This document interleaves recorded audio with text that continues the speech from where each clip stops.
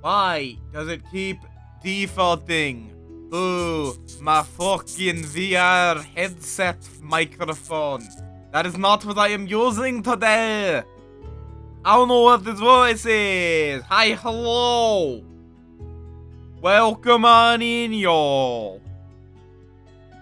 I see a Yuki, I see Blossom, I see Slime, I see Cranky, Reiji. Moff, you're adorable. I am, yay! I'm adorable. Yeah, I'm doing alright. I mean, I'm pissed at Sammy, because the Sammy dev seems like... Sammy as a community seems to be imploding, so now because of AI bullshit. So now I'm pondering, if I have to switch or not.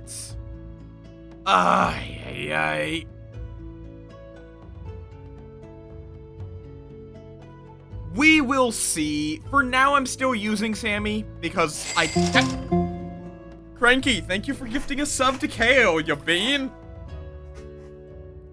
For now, I'm still using it, because it's not currently using AI bullshit, it's just the developer is starting to move in that direction. I don't know. We'll see. We'll see what winds up making sense. I'm at least not updating Sammy for the foreseeable future. Nor am I going to be recommending it to people as much. But there is some exciting things. Oh, Oceanity's making that. Oh, that's nice. I actually didn't know it was Oceanity that's working on that. I will... Like, I did... Firebot is in my sphere of awareness. It is probably what I would switch to. The only problem is I don't know if it has the full feature set I would need to re-implement all of this bullshit. Like, I have over 100 buttons that I would have to re-implement. Some I don't really need to, not urgently at least. Things like, what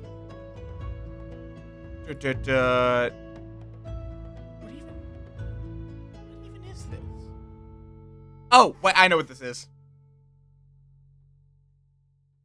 But yeah, it's like, I wouldn't need to implement VR start, VR end. Not urgently. But there's a lot of stuff that I would have to re-implement or change just because there's not currently tooling for it. Like, basically, I might wind up having to switch off of, Sammy, which would suck. I don't want to have to use a few different bots.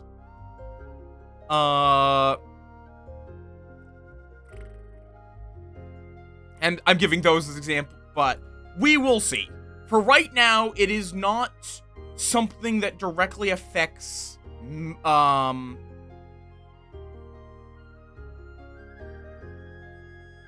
what the hell? What? Oh, I must have clicked on something, because...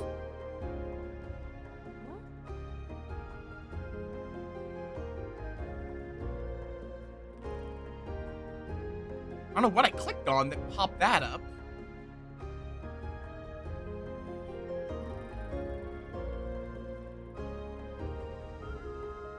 Yeah, the Soul dev has, started pushing AI. Apparently that dev, is also being a bit of a fuckface in the past. Hightail? I don't know if I know Hightail.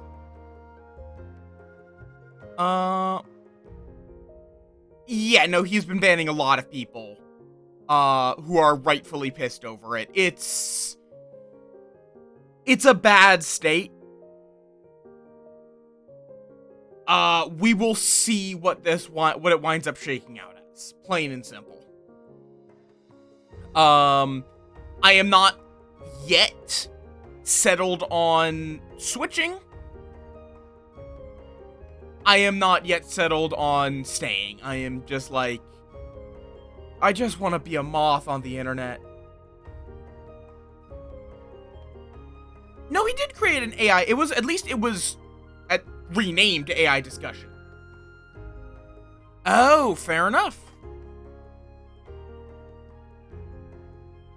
But we will see, because...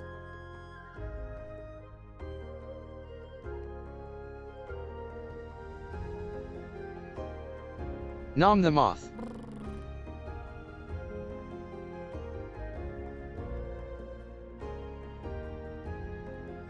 No, Nom the do Moth. not nom them off. But yeah, I just want to be a moth on the internet. What? Is that so much to ask for? But yeah, we'll see. On the other hand, I do have exciting things coming. The theme song's done. I'm not sharing it just yet. I want to get the starting soon screen done as well, and then put those both on stream at once. But a Balinor theme song does now exist. I've gotten the channel trailer has gotten started working on. The smug emote is now in the queue. No, actually. I want the theme song to be a little more serious. Continue.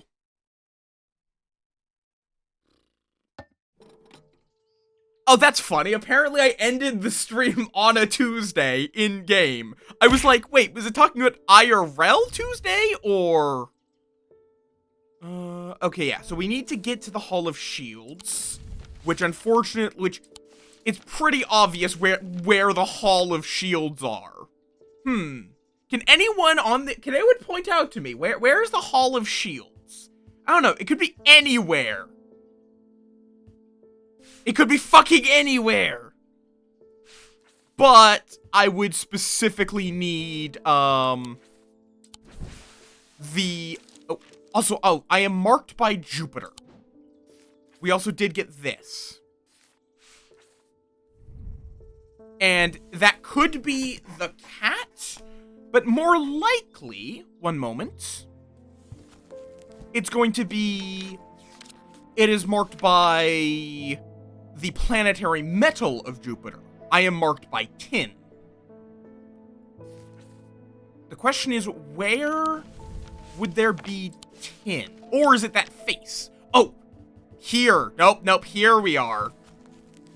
Gleaston Castle has a whole bunch of symbols on it. I am not Saturn.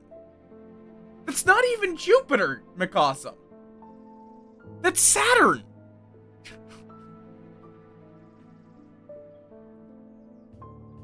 Let's see. So Jupiter.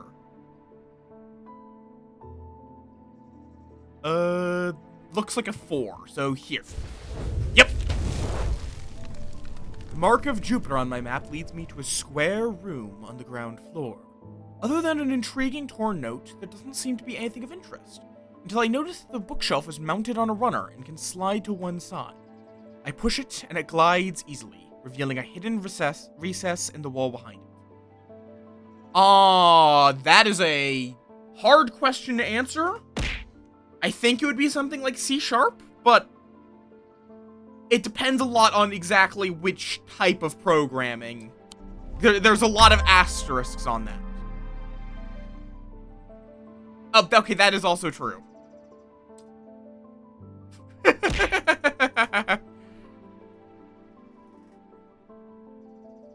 Yeah, technically binary, but usually not directly. Most people aren't really writing things directly in binary. Aclopinid. Speaking of aclopinids, I'm also almost done with all of the new aclopinids. Yeah.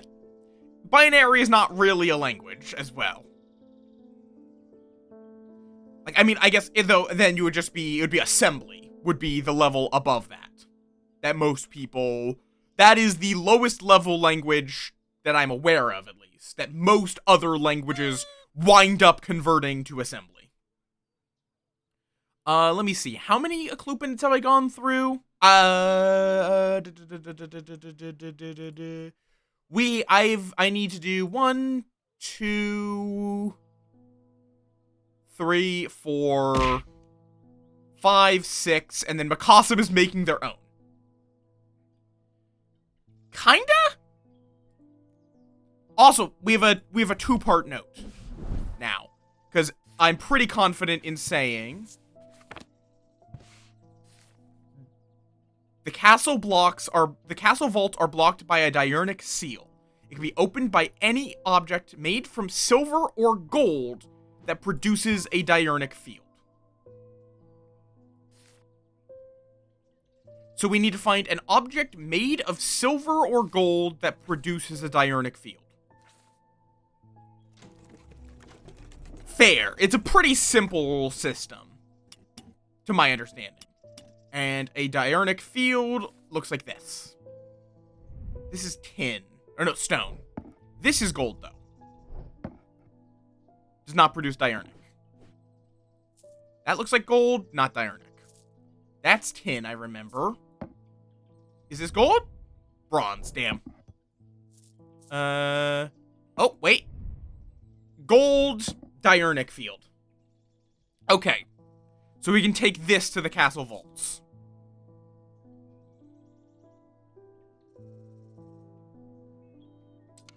Yeah, there's no, like, it's coding is a whole thing. The vaults are blocked by a large iron door. It has no handle or keyhole, and it does not give in the slightest when I push against it. I realize that it has been thaumatically sealed, but that's not much help. It's not clear what I need to open it. The door slides open without a sound, as though it has been kept well oiled over the years. Behind it, I find a large, natural cavern that extends into the rock beneath the castle. Somewhat disappointingly, the walls are lined with racks of whiskey bottles instead of the rows of artifacts I was picturing. When I show Edmund, he is delighted, and he spends some time examining the dusty shelves. It is not long before he makes a find that I'm surprised I missed. I return to the shop with a spring in my step and a curious item that demands further study.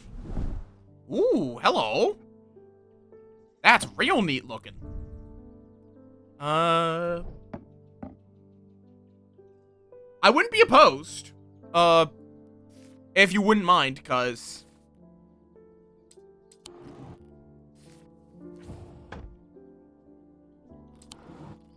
no. Ah.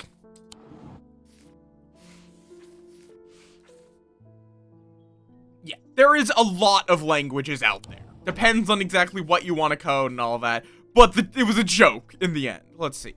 The Bishop Square, which I assume that's what this is. I'm going to just mark it as... I'm going to put it... What do I put on a label? Wait, can I not label this? Oh, yeah, this cannot be labeled. So I guess that means it's more of a tool than an artifact itself. The Bishop Square is a simple tool, loosely based on a Briar's disc. By all accounts, he was an impressive man, but it would seem his mind began to fail him at the end. Perhaps he spent too long studying his Zaya. He imagined invisible enemies coming to steal away his most prized possessions. So he began hiding them about the castle, noting their locations in a code that only he understood. A thought. I wonder if are these symbols on the map anywhere? No, not that I'm seeing.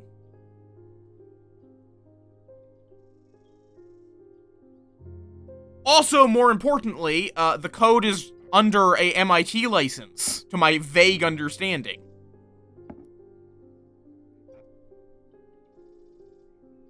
Oh, wait, I see. Never mind, I understand.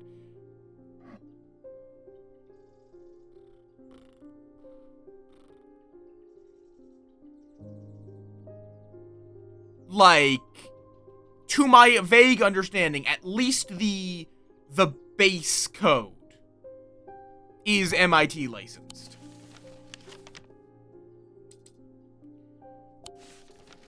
So,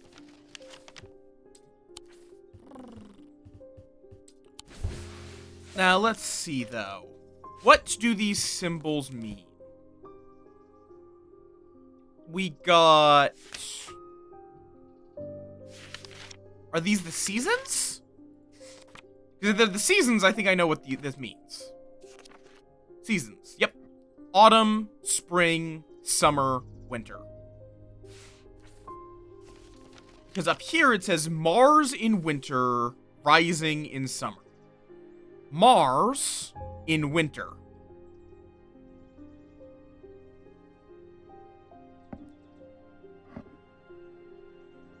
Mars is now in winter. Now, the question is what exactly that does.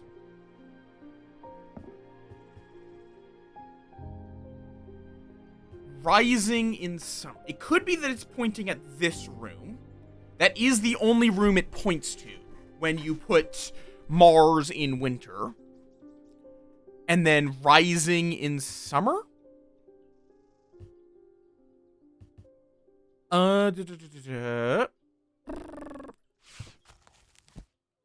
Yes, summer is up. But the only thing is it could be that it could be that this is 2 clues. But rising isn't something... I mean, it could be that it's saying maintain this position and then... Which would then be this. It would then be this, I suppose. Or it could be this. There's a few ways of interpreting this. It could be that this arrow here, or any of these arrows, it's pointing to a few rooms. But rising in summer.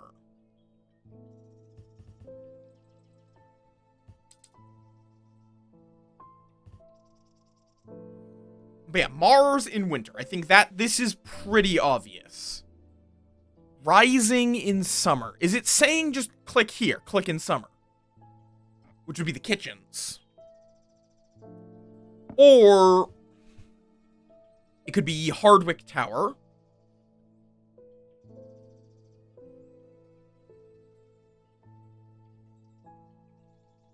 Because rising, it goes up. And then tower is about positioned there on the map. I think that's a bit too much of a stretch, though. Let's go with the kitchens. Oh, yep. The smells and sounds of cooking greet me as I enter the castle kitchens. I feel a little foolish as I try to avoid the cook's glares, while following the clues left to me by a mad old man. What was I thinking? I'm not going to find anything here. And yet, on the exact spot where the map leads me, there is something. A floorboard that has been cut and replaced. With a little difficulty, I lift it up and feel around in the cavity below before my fingers grasp something hard. Yippee! Hidden knowledge. Use the bishop's square. A man! Now, though, the question is, where else?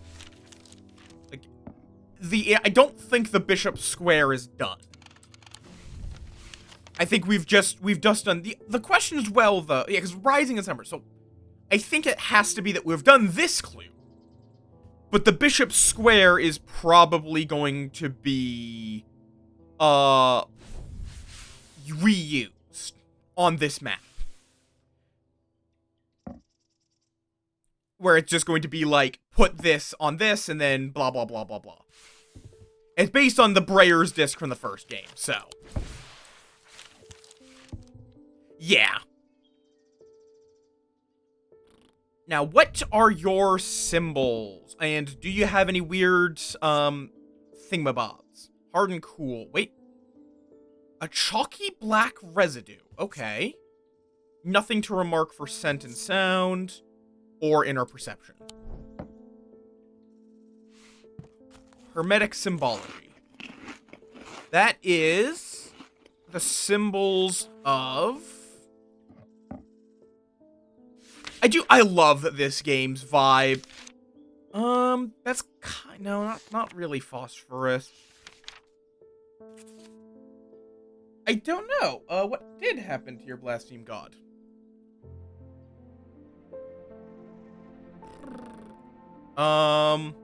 Blaspheme 1. That's supposed to trigger Cursed.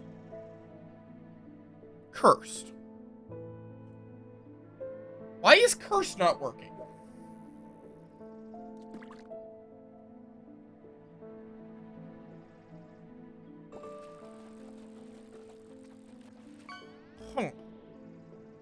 That's weird.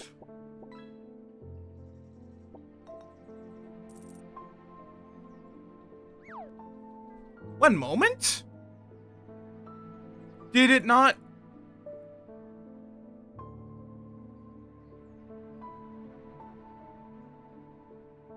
Did it not get authenticated? Why is Curse not working?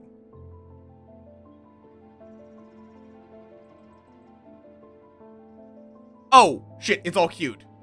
There we go. Okay, now it's working. Moff, hi Yanko!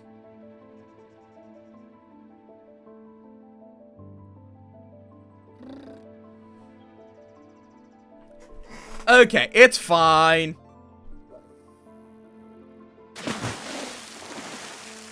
Oh, now I have to queue an extra one since you redeemed it.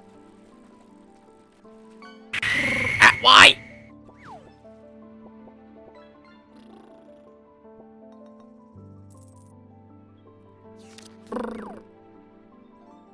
So this is gonna be a very long cursed. Fair warning. How you doing, Janko? Am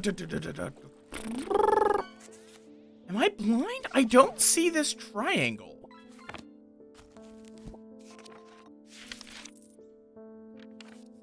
Oh, fire. Okay, fire, which that means the chalky residue is probably just ash. So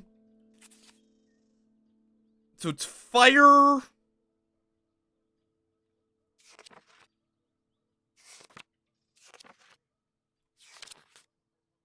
It's close to confusion, but it's not.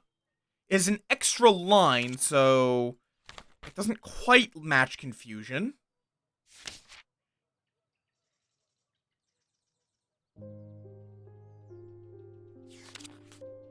Okay, fire, ice.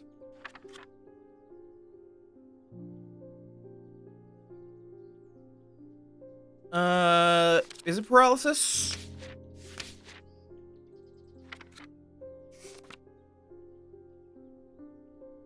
Yeah, so it's fire, ice, paralysis. Fire, ice, paralysis. And it appears to be a stone statue coated with, like, ash.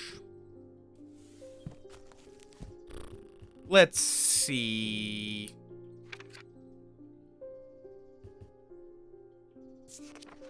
We already have a oh wait,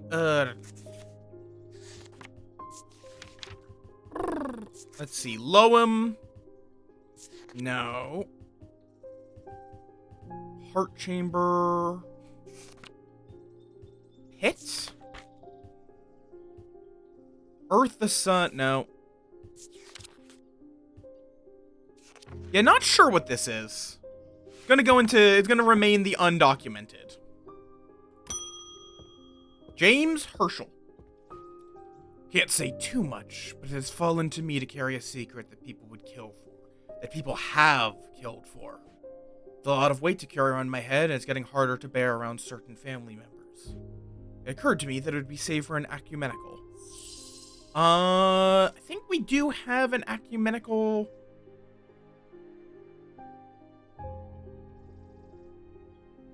Oh god, and green is the ones where I've guessed it.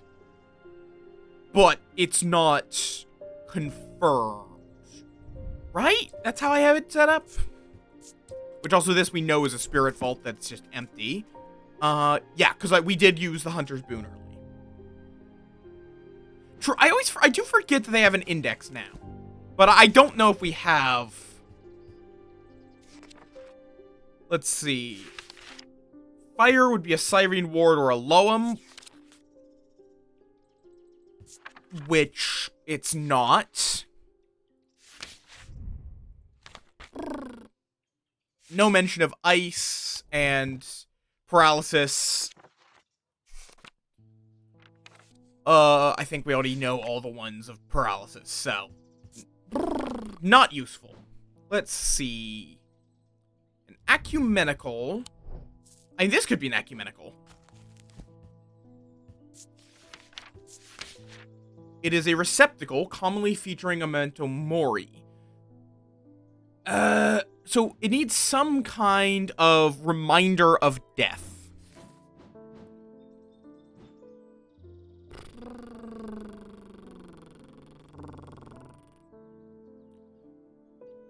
Oh, right, this was something that I very lightly, because this is a container with an hourglass, which could be considered an ecumenical.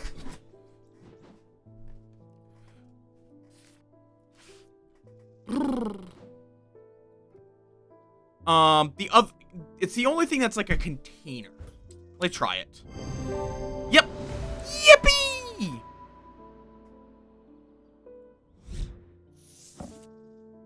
Oh, right, a shadow anchor.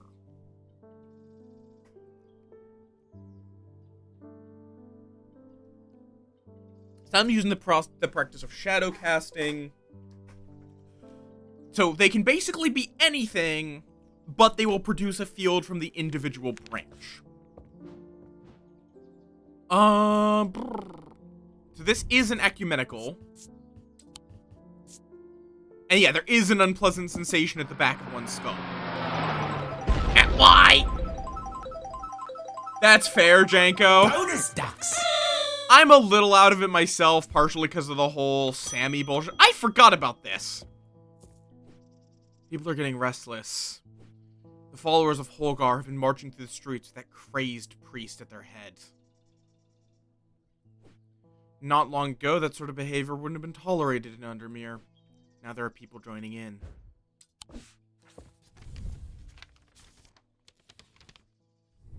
In answer to your question, yes, it is possible to capture a wandering shroud.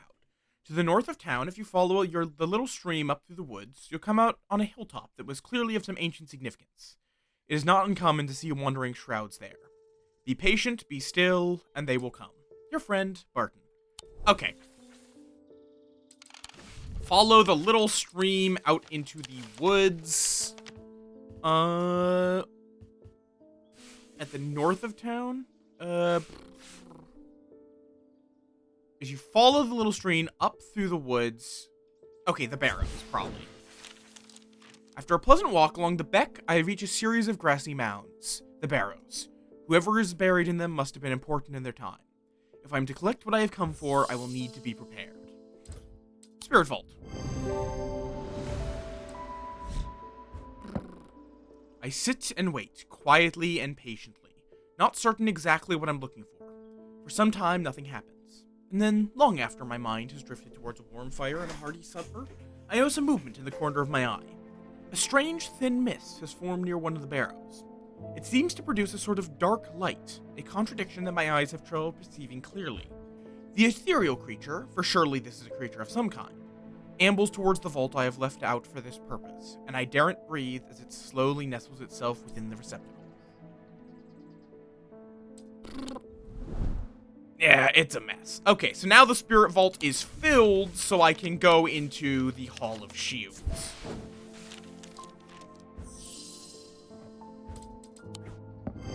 I breathe deeply from the spirit vault and it clears my mind. I don't care to linger too long down here, but I forge on until I reach the unmistakable Hall of Shields.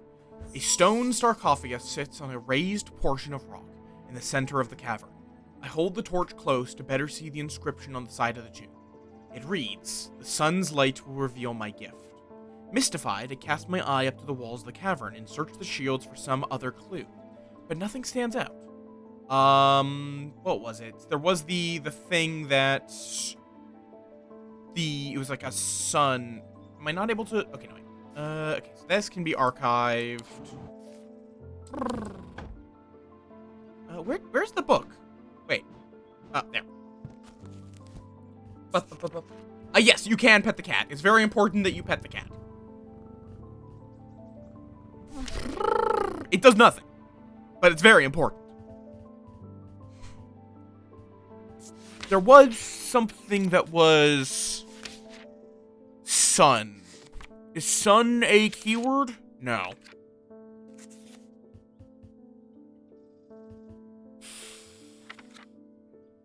Is warm or warmth?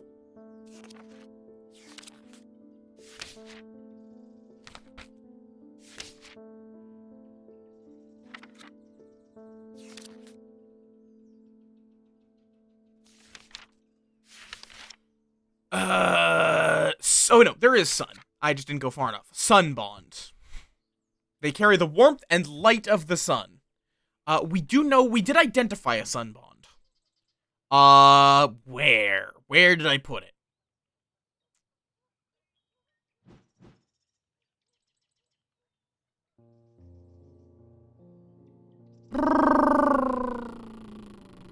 Also, we did identify the lamb siphon, if I recall correctly. Shadowhold / Oshotic Vessel. Daedalus Link, Tenebran Cloak, Guise of Lillian, Libula, Cyrene Ward, Horned Shackle. We also did identify the Horned Shackle, I know that much.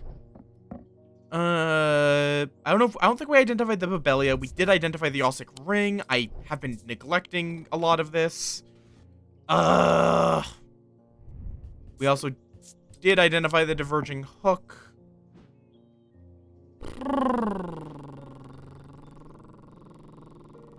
This is a shield charm. This is the Ethereal Key. This is an Ares Remnant. I was using the wrong color for a little while.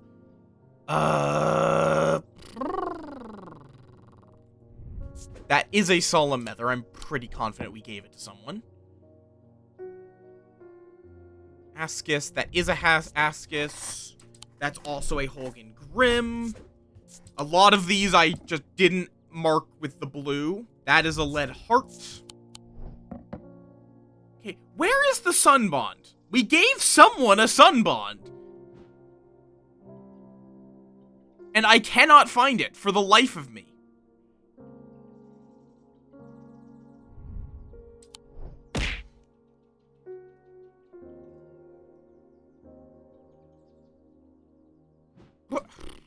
It's small and lightweight, made of a non-precious gemstone, or non-precious metal, housing a gemstone of light. There it is.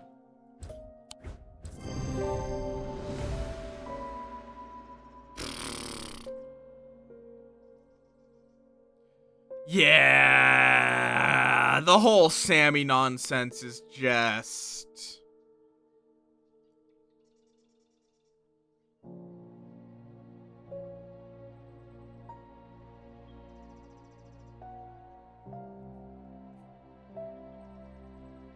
I don't want to dwell on it. There's not much I can do, but fucking hell.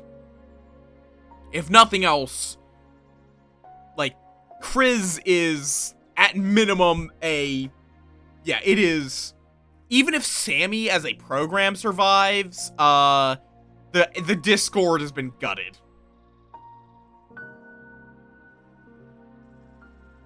I mean, it kind of is, but it's also, though, just like, yeah, we'll see. I don't believe there is anything that is online. I've also backed up my entire Sammy folder just in case. But no, Sammy is explicitly designed to be a program you run on your personal device.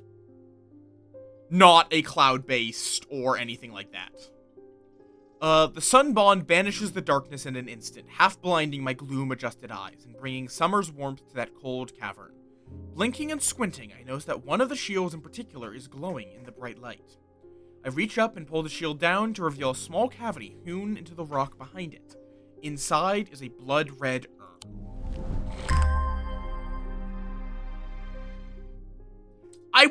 I hope something like that happens, but I think a lot of them have moved on to other products, so I'm not going to hold my breath. Okay, I have no idea what this is. I find it unsettling. The eyes seem to pierce my soul. Oh, wonderful. We're getting a lot of snake artifacts, I'm noticing.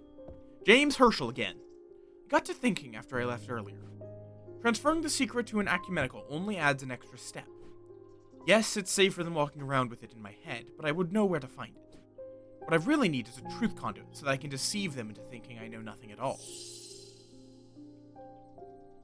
Have a truth conduit. It bears a symbol of deception, and it reveals a gentle sound. Abrasive Nether. Oh, well, I think we're about to give this man an abrasive Nether. This type of mether is used to purge unwanted memories. As with any procedure that can alter the mind, it should be used sparingly and considerately. Methers are typically used in communal ceremonies, designed to be easily passed from person to person. This is the... what was it?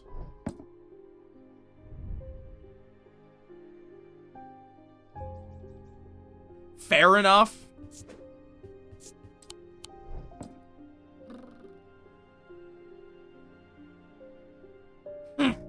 Hi, Maeve. What was it? This is there's only 3 methers, so because we know what the other 2 are, this just has to be the final mether.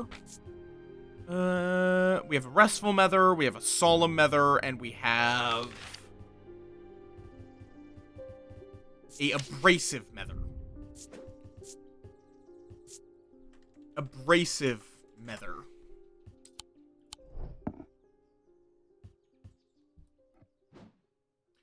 Basically, the dev decided to announce, hey, you're allowed to use AI in extensions, and in general, it seems to be very pro AI. And then has started banning people that are complaining about this. And some of the other devs have also revealed that Chris, the current solo dev, they quit basically because of Chris being an abrasive asshole. So, even like it's we will see. I have not made a decision on what I'm going to be doing, but I am seriously considering switching. They couldn't. That's the biggest thing that made it him hell, is that even though he had quit the project, he maintained control over the repository, apparently. So, yeah. And then he came back, he kind of forced his way back into the project. So, yeah, it's shit. Yeah, I would say mono, at least not right now. We'll see how it shakes out, but there are alternatives if you want to get into something like that I would currently recommend more. Yeah, that's what I meant by he maintained control of the repository through a password.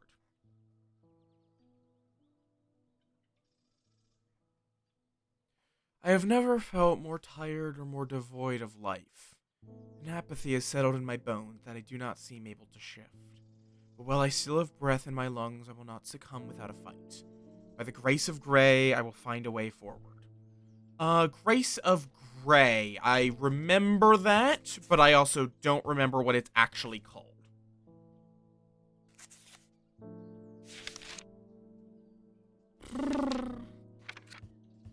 Grey's... oh no, it's literally just Grey's Grace. Warns the pendant to dispel melancholy. They bear the sigil of a shadow catcher. Grey's Grace. Yeah, Firebot. I think if you do not already have stuff coded, look into Firebot. I think I've also heard of BikuBot.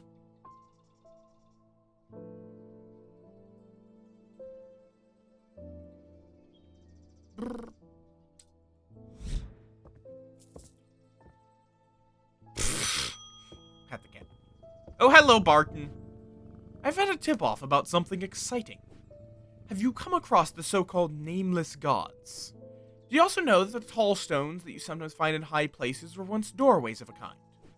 And here's the exciting part. An inscription has appeared on the stone that sits atop Weatherloom.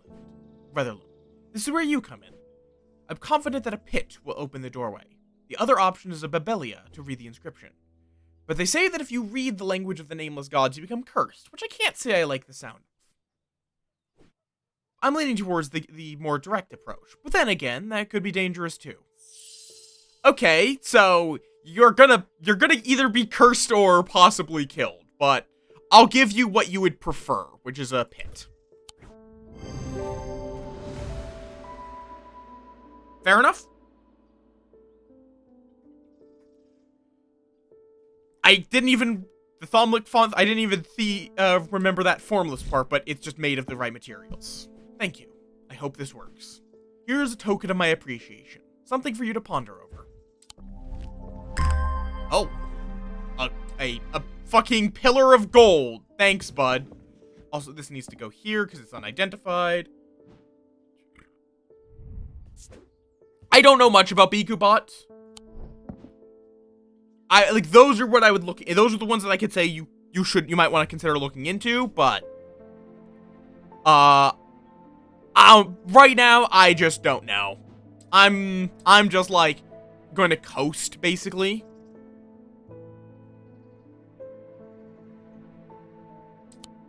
And we'll see what happens. End of day 13. With dreams of his earning his fortune long banished from his mind, the man brought the casket to a trusted friend, the curator of the museum in Undermere. Together, they looked for answers. Yeah, we'll see what happens. For now, I'm just not going to worry too much about it. It's not something that should affect current installs of Sammy, to my understanding. I am buried with the Knight of Thorns.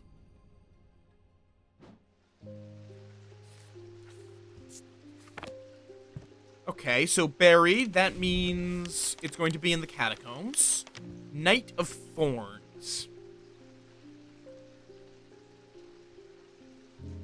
I'm going to guess that's going to be one of the graves that have a knight on the top.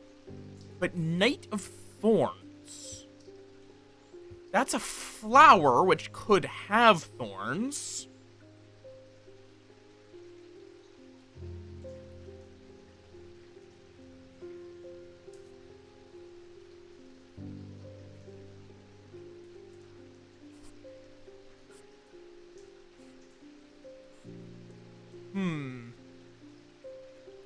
Some people also use Mix It Up, but I find Mix It Up has a lot of limitations on it. You have a good lurk, Yanko. Okay, so it's not that. I'm buried with the Knight of Thorns.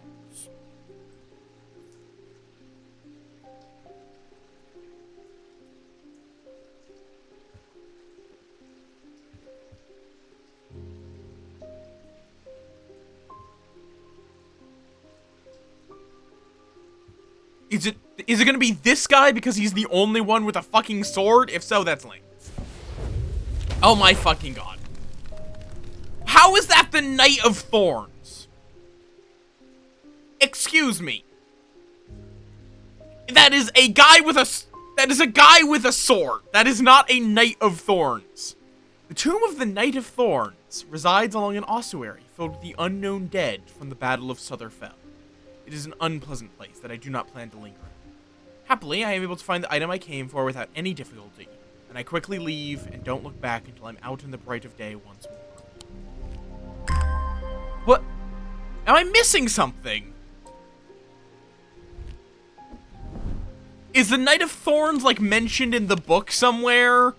And I just guessed because it's like he had a sword?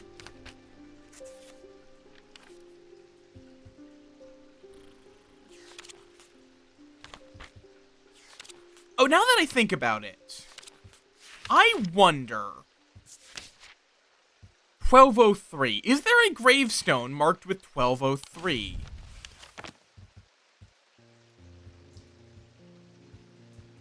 No. Just in case that came up with, like, a King Cedric hint.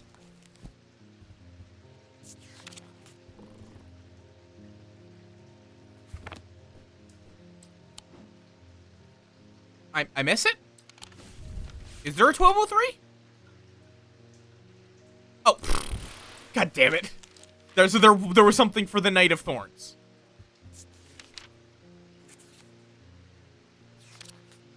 Top right in index. Knight of Thorns, Shimmer.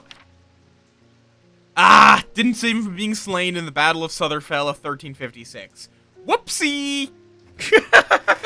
Okay, well, so it was solvable. I just got it by, oh, that guy has a sword. Thomas Pope. I've noticed that some people claim not to fear death. They say that dying scares them, but not death itself. Not me. Not the great Thomas Pope. Give me pain, give me fear. If I can feel, then I know I'm alive. Going back to the nothingness. That's what I fear. I'm going to do my best to live forever. Starting today with a loam. Okay, that's the palm of fire. If I recall correctly.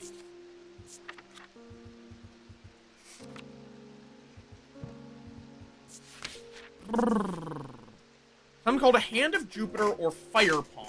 A loam is an item with enticing power. I'm going to take a guess. Jupiter is tin, yeah? Because this is a hand of tin.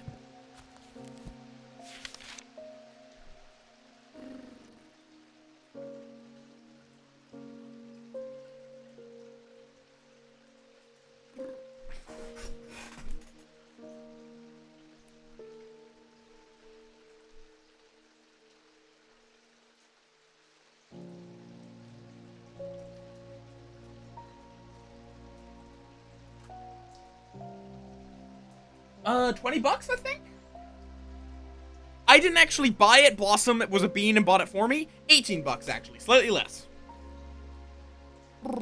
It's a very good game. Fire Palm. And there's also Strange Horticulture, if you prefer plants. Which was the previous game in the series. I passed Jupiter. Jupiter was 10, yeah. So a hand of Jupiter, a hand of tin. That's stone, though. So it could be this. This is a hand of tin.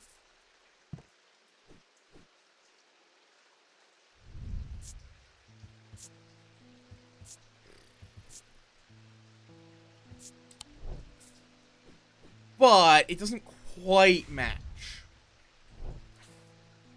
Also, too long studying his Zaya. I wonder. We have a Zaya, yeah? We've identified a Zaya.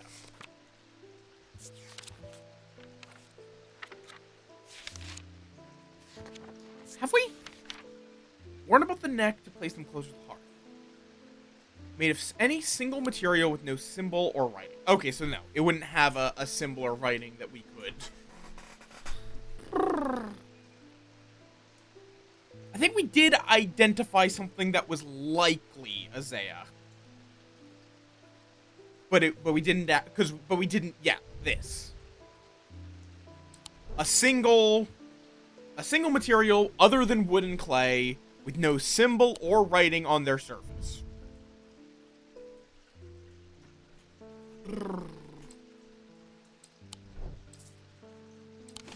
So that could still be used for something. Because it could be Taurus. But I'm gonna try this because it's a hand of tin. Yep. This item features a hand in its design, made of tin, the planetary metal associated with Jupiter. Oh, and it features a triangle, the symbol for fire. I didn't catch that, but... The eyes of a Cassander focus the power of the mind, enabling those skilled enough to see the path or paths ahead. These items do not produce a mentic field, as one might expect, but rather the more mysterious selenic. Care should always be taken with any object of prophecy, and these are no different. Many have been seduced or driven mad by the paths shown to them and have been led to ruin. So, a Cassander... Okay, so let me mark this as a Loam.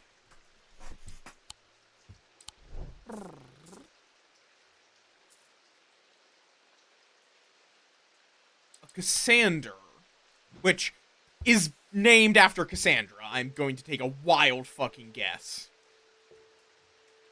Its eyes focus the mind, allowing one to see the future. So that means it has something that looks like an eye, but may not be literally an eye.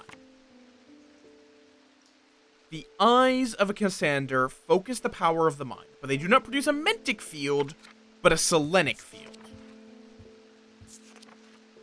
Something with eyes and a mentic field. This could be, because it does have these, which could be considered an eye, and it has a marking indicating it might be selenic.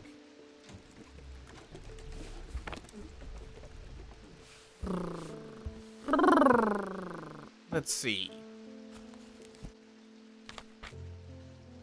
You have that like cross, which I'm going to guess is probably selenic.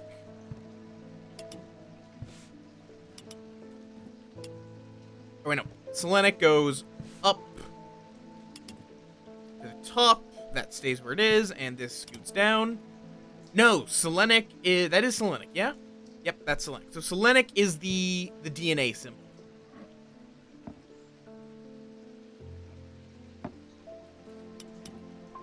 That's also whatever that is.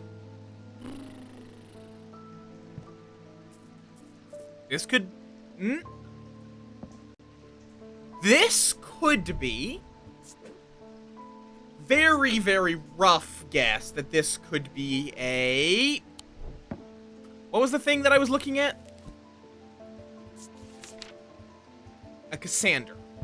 It does have eyes.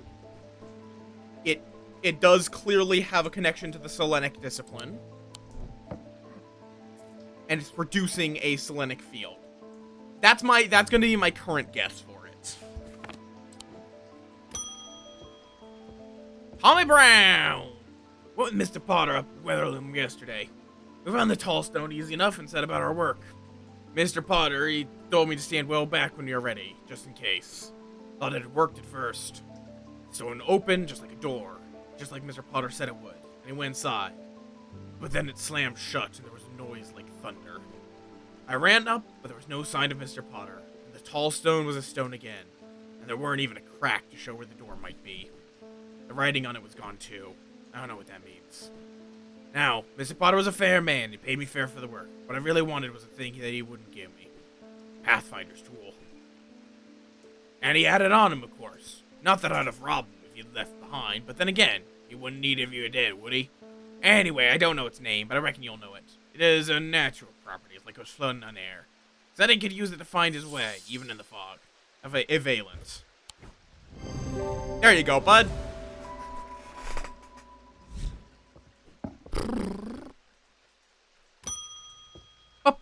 Agnes Dent. There's been an unexpected death in the family. It has hit all of us quite hard, but particularly my husband. I would like to gift him a heart chamber. A heart chamber? Why do you want a heart chamber for that?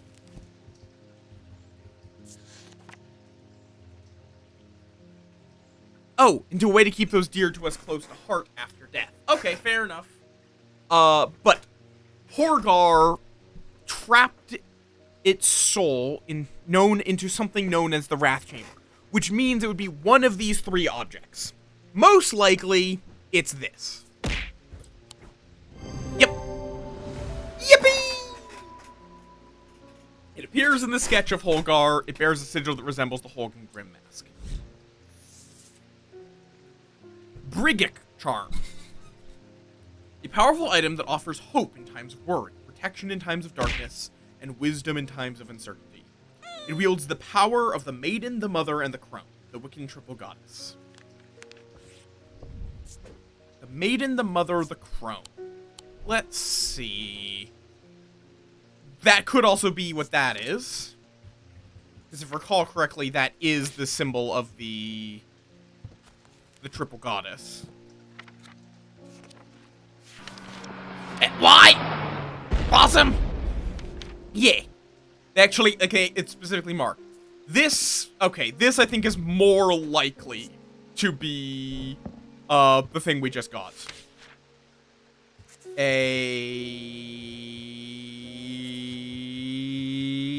Brigic Charm. Brigic Charm. It's a very common, you also have the Morrigan. It's a very common, archetype in mythology. Of the three, of a three-faced... Sometimes it's three that act as one, sometimes it's one that acts as three. And sometimes it's unclear. See, I think this was going to be the Briggic charm, since its shape is, you know, that. This also is 100% a resonant compass. Ding. Edmund Bishop. Did I work out what that Bishop Square thingy was? I suddenly remember this note that I found some time ago, and it occurred to me that it might be related. I almost threw it away, but it intrigued me, so I held on to it. I haven't a clue what it means. That's all. I don't know why I did that voice for this guy. Oh, okay, yeah, new one.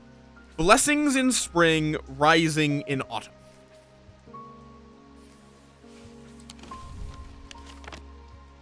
So, find a symbol that means blessings, which goes into spring, and then go to wherever autumn points. Blessings. Oh, okay, so it's a crying moon.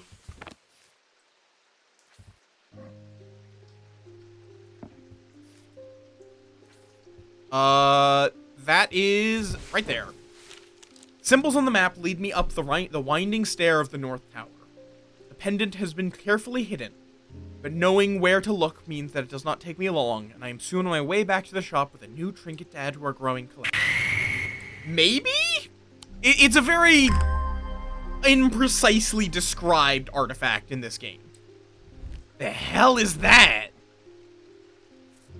Looks like some weird, like, massage tool. Thaddeus White. Something isn't right at the museum. I'm worried it's all my fault. I'd hope my brother would be back by now. I've had an idea, though. I'm no thaumaturge, but I think I can weaken it using a witherance. Oh, dear me, this had better work. Alright, good luck, buddy boy!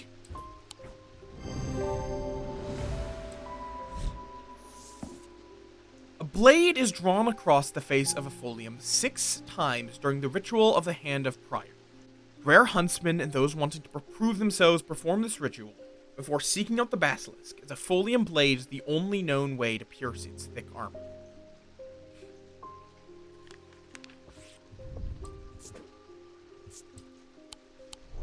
Okay, so we're looking for an object with like 6 scratches in it, probably. No, thaumaturge, like, a thaumaturge is, it's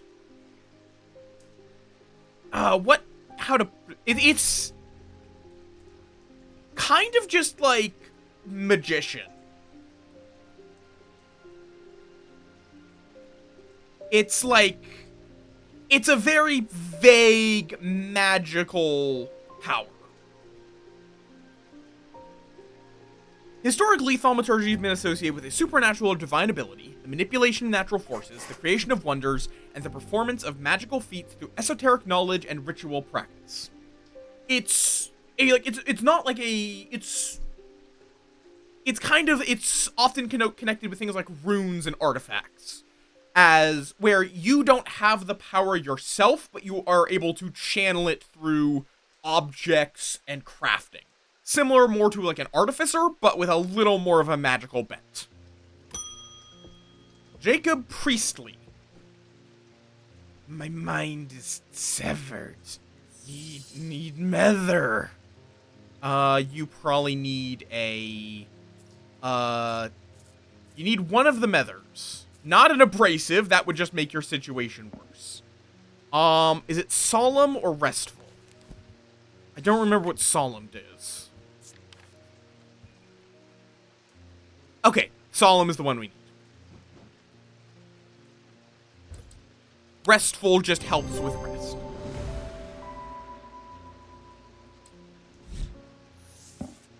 Despite the name, these simple-looking items do not produce a Wixic field. They belong to the diurnal branch. They cause a freezing effect in the body, earning them the nickname Medusa Stones. Fortunately, this effect is not permanent. Interesting. Wixic Core.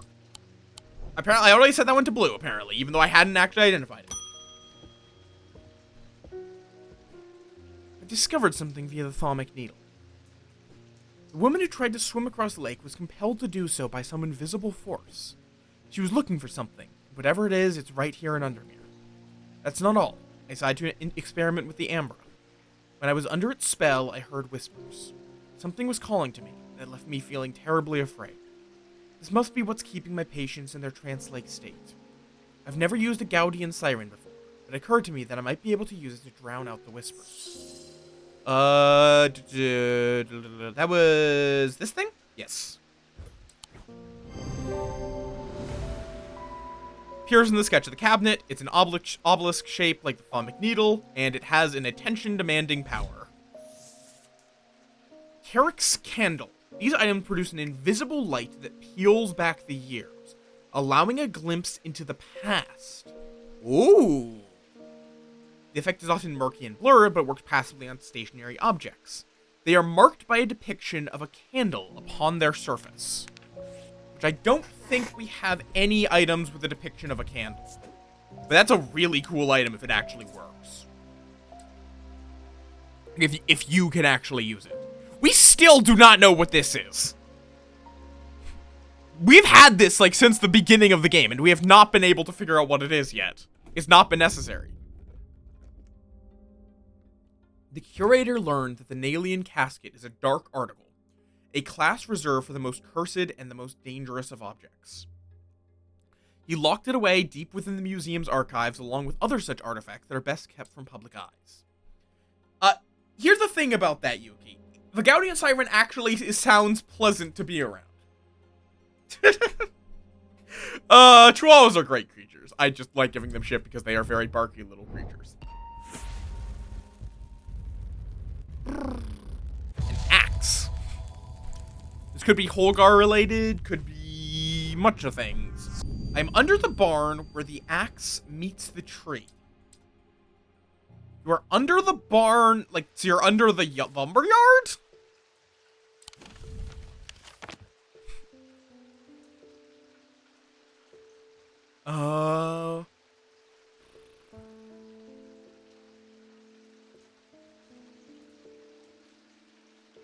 You are under the barn where the axe meets the tree.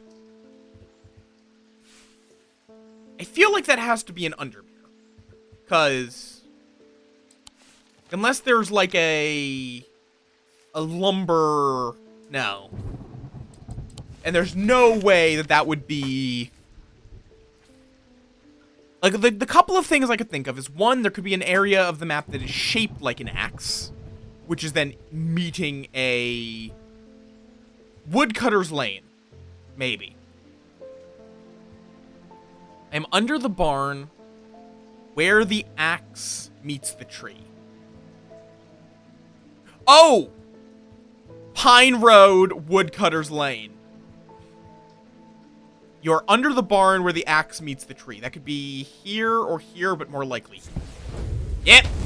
Nice. To the side of the house is a dilapidated barn. The stench of manure is overpowering. There's no sign of an owner, so I search carefully. Not sure exactly what I'm looking for. Suddenly, I spy a flash of blue. A bottle. This is it. Ooh.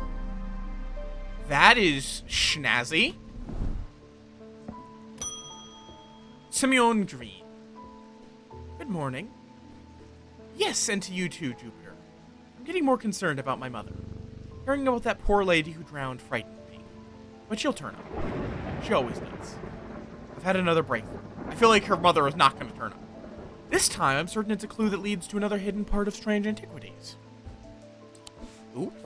You have my attention? From the individual, a stone for dark purposes. From the celestial, a stone of the earth. From the diurnal, a stone of death. Yes, had to get. Gemstones. So, I think that means we need an item. Like, it's 3 items, so it obviously is going on the plinths.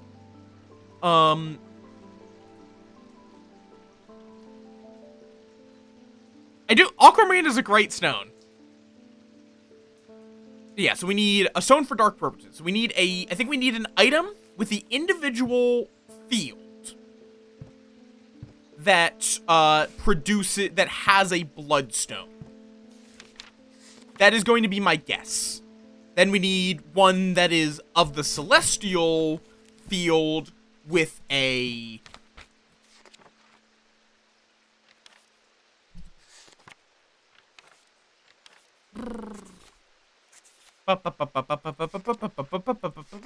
with a jade. And then one of the diurnal school with a stone of death. Which would be... Vivianite. Vivananites? I don't actually know how to say it. Same, actually.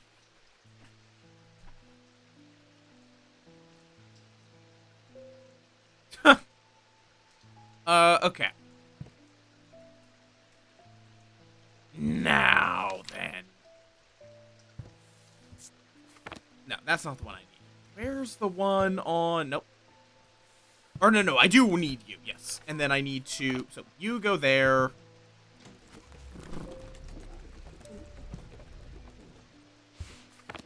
We need... So, we need to go to here. So, we need one that is of the individual. Wait, of the individual? Oh, so it's either Mentic or Wixic. I see. So, we need one of each of the schools, not the... There's one of the branches, not the disciplines. I was also premature, Yuki. I don't know if I was 3 months, but I was also a premature baby. Let's see. So we're going to start with the individual. Let's start with Mentic. Okay, so we need either this pattern or that pattern. So either the like X or the wavy with a bloodstone.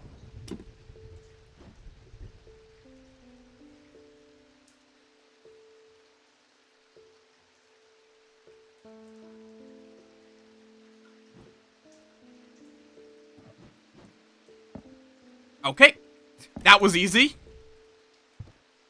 And then from the celestial, the stone of the earth. So we need to swip this out for the basic.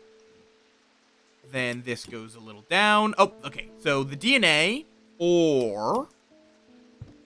God, I really wish this wasn't in the center.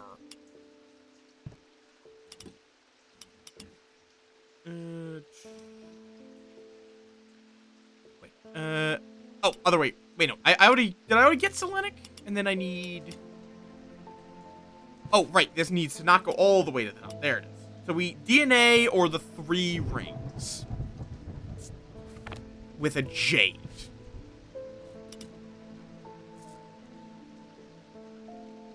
Is that a jade? That could also be malachite. No, I think that is a jade. I think it's a little too bright to be malachite. And then I already know what a diurnic is because it's shown here. So then it could either be that or Noctic, which we need this one that goes there. So hypnosis or 2 spirals with a... It's a weird stone. That one I'm not sure if we have, with Vivanite.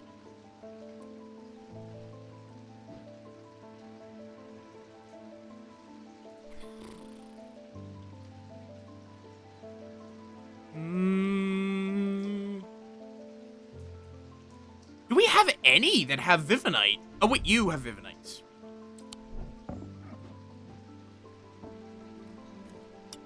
And you are of the diurnal.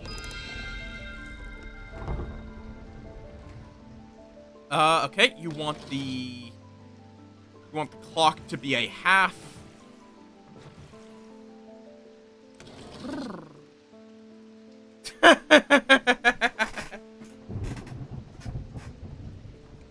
Hypnosis is fun. So bam, bam, and bam.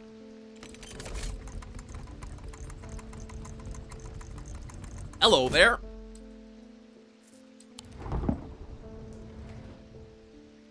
Oh god, I put them all back into the thingamabob here. Oh, I see. Excellent. She now has a cuddle buddy for her recovery. Eyebrow wiggle.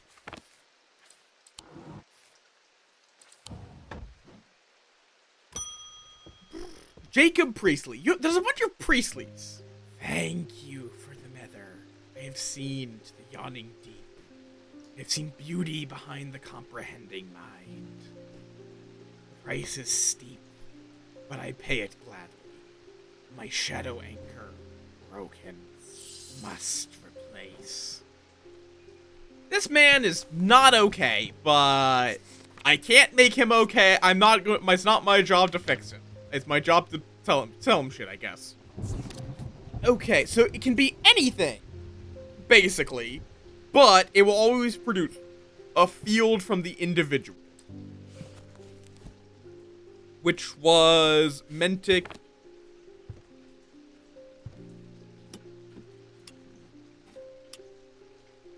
So either Mentic or Wixic. I really wish they would just give you a note that has all of the... So like, at some point, I wish they would just give you a note that just tells you all of them. Plain and simple. Okay, it's the X or the waves.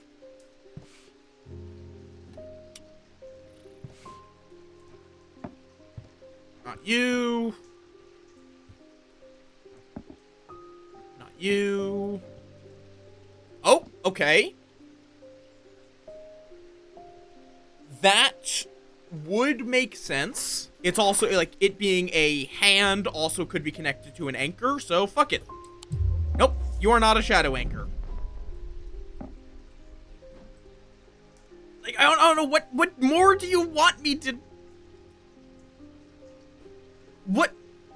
Is it you? No, you're Diurnic.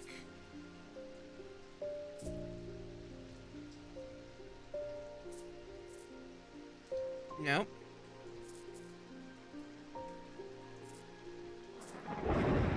Nope.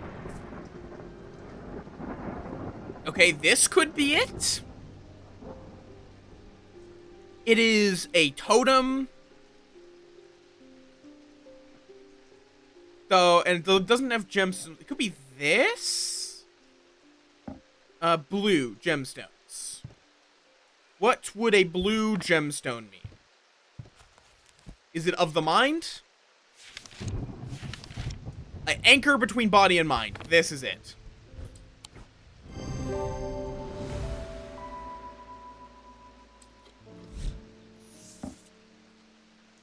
Nephrogruons.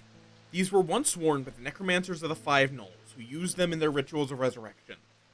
Their power became bound to them, such that if they were to remove them, even after death, the necrocrant would crumble to dust. Today, their power is much diminished, but they can be used to draw out infections. However, they will cause Braxis if held against bare skin for long periods. Okay, so this is a shadow anchor.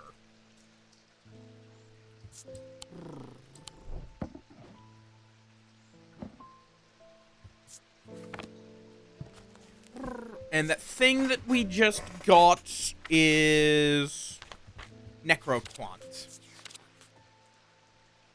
Scarring caused by Braxis.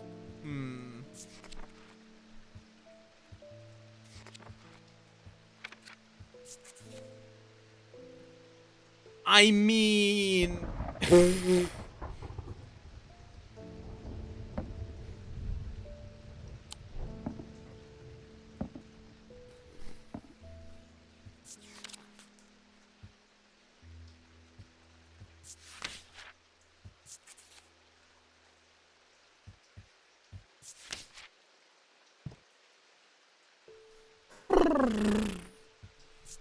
Yeah, I don't think I can really identify that. Audrey Bell. You've shown yourself to be a useful ally in these worrisome times. Keep one eye on the lake in the coming days. When blackened eyes seek the casket and waters turn to midnight, perform the sacrament and have faith in Holgar.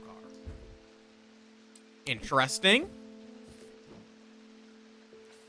The sacrament is a baptism ceremony in which one's life is pledged to the warrior god Holgar. It is performed by a blood priest within a stone circle. In spring, a charm of green growth. In summer, a pendant of the yellow sun. In autumn, an instrument of the red night. In winter, a totem of blue fire. I think I could identify most of those. Yellow sun would be the sun bond. Blue fire would be the... what was the thing that did the thing? It was this, the Vestiger.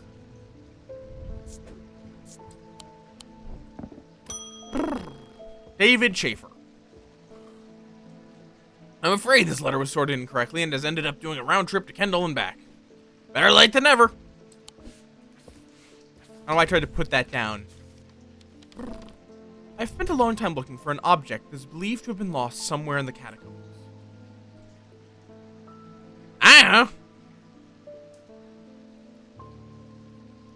The adventurer and thaumaturge Marwyn left a trail to her hidden stash, or so the story goes. I followed it as far as the ossuary of the damned, a chilling, bone-filled alcove carved into a natural chamber in the upper levels. But it seems her markings have been worn away by time after that. I pass on this story to you in the hope that you can succeed where I have failed. Okay. So you went to the ossuary of the damned in the upper levels, which probably is this. I was able to find Marwyn's trail for a while. The cave markings are faded and worn by centuries of weathering. By the time I reach the ossuary, I can no longer make them out at all. Fortunately, I've always wanted an excuse to use a Carrick's candle. So we have something that depicts a candle on it.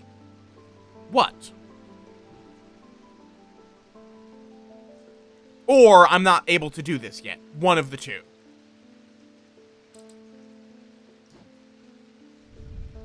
No candle. No candle. That's sandstone.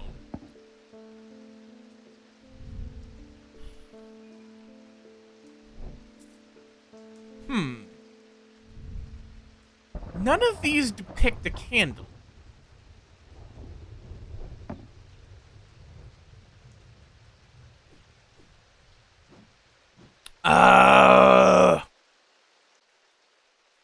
And I don't think there's anything unidentified lying around that could be depicting a candle. I guess maybe this, but no, it doesn't depict a candle.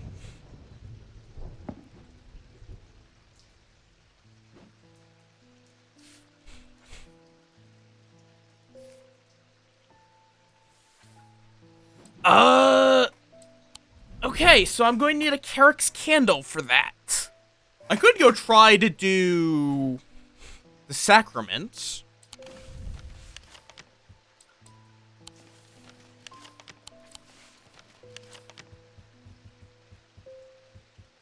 But I would need a stone circle. What's the eye? Okay, so the eye would be a stone circle.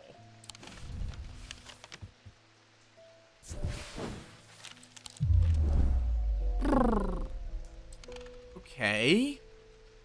Am I crazy? Because none of these look like they have a candle depicted on them. Oh! The time has come to decide, thaumaturge. The casket wants to be opened. The casket will be opened. Nothing can stop it now, and yet there is still a part of this mind that will not be quieted. Help me to calm this clamoring rage inside my head. This is your chance to elevate yourself above the scurrying ants that absently crawl through their meaningless lives. Oh! A Zephyrim or an abrasive mether?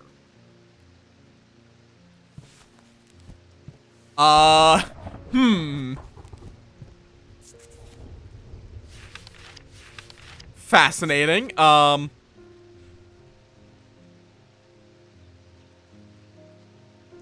Okay, so the Zephyrim would make the anger grow. I'm glad you're enjoying. I'm always glad to hear that folks are enjoying my streams. Or you either want that or an abrasive method, which would, I think basically Zephyrim would possibly allow her to fight back against it, while the abrasive method would wipe her out, most likely. Maybe. Because it wants to calm the clamoring rage.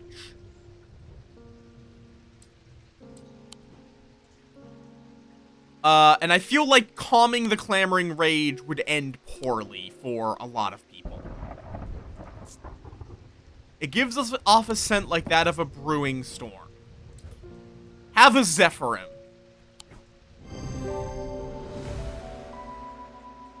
I didn't actually confirm this was a resonant object. For the ritual of the broken path, a grease is heated slowly over flame. To have full effect, it must be held in an ungloved hand until the ritual is complete, no matter how hot it gets. The ritual should not be performed by those who have not studied the Wixic art. It is common to suffer burns, but when done correctly, it should not be painful. We'll see how that goes.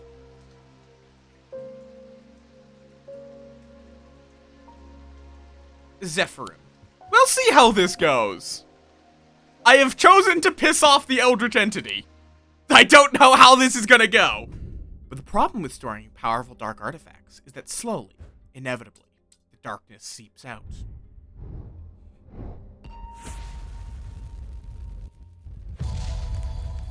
That is a ball of yarn. That looks like a shape of somewhere.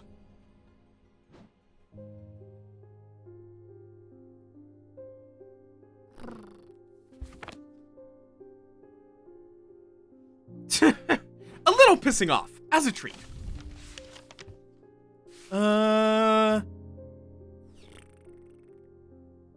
Where does this match? It's a really weird shape. No, it doesn't quite, or does it? No, I don't think it does. We probably want to go to... Or is that a path from a point?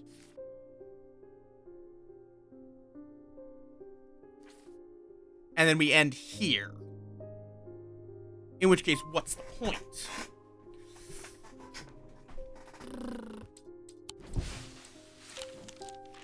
Jupiter, what's your thoughts?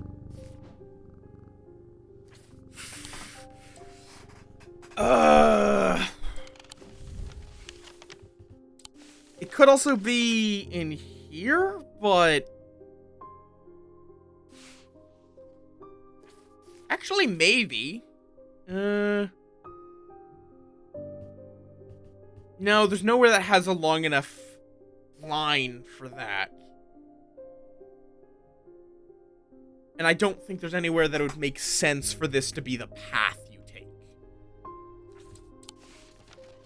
It could also be... here? Oh, maybe. Because if I put this here, it does actually line up pretty closely to lead here. Yep, there we go. Inhaling deeply from the spirit vault to stave off the madness of the depths. I make my way carefully down crumbling passageways past decaying crypts. Placed carelessly on top of the tomb is a collection of clay pots. Some lie in pieces, but most are whole. At first the collection seems unremarkable, but one in particular stands out, and I take it back up to the surface to take a closer look. Interesting. No candle, though.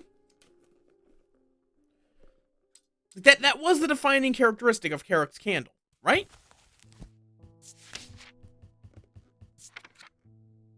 They are marked by a depiction of a candle upon their surface.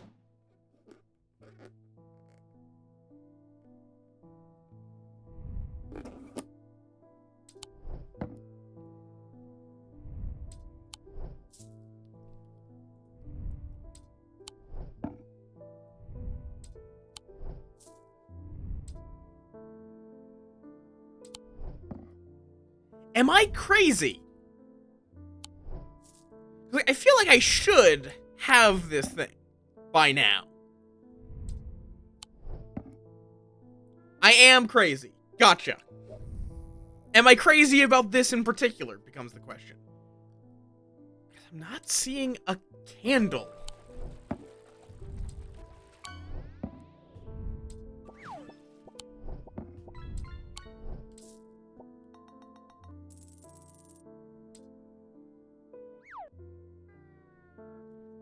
Like, this is a candle holder of a sort, but it's not a depiction of a candle. But it doesn't have a depiction of a candle. It just is a candlestick, like a candle holder. It's a depiction of a candle upon their surface. There is no candle on this thing's surface. If that is actually it, tell me, because that is not a depiction of a candle on its surface. That would just make this a straight lie.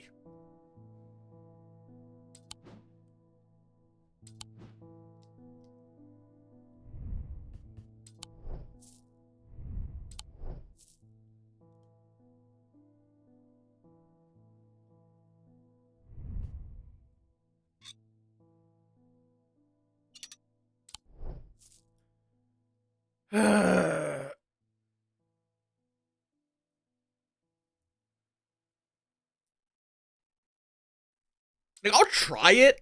Fuck it. I've got dread to burn, so fuck it.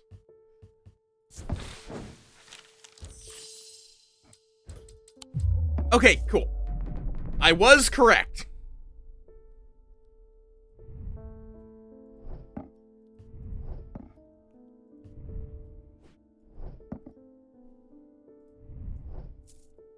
I think I just don't have a Carrick's candle. Marion Lancaster. Someone very dear to me has fallen ill. I would like a nephroquant. Do not be concerned, dear. I've used one before and know what I am doing.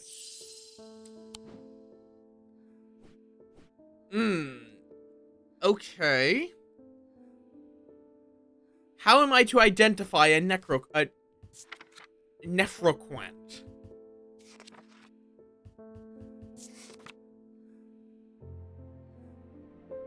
Because, like, that's the scarring caused by Braxis.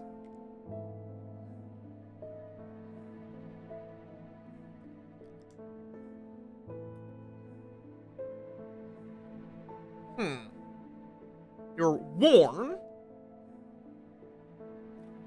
And used in rituals of resurrection.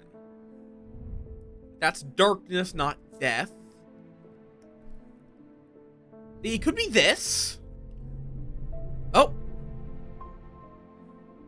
Okay, apparently I haven't looked at that with Scent and Sound yet.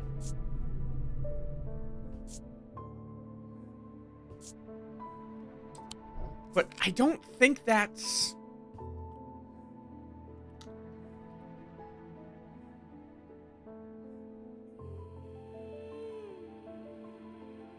I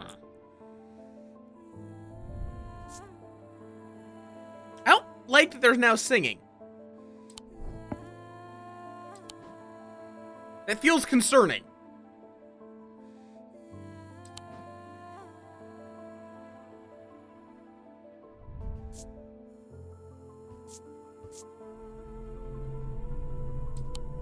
I'm concerned that there is now singing.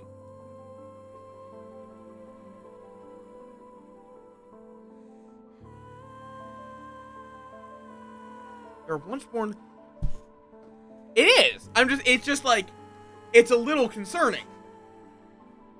It could be this? What is this symbol?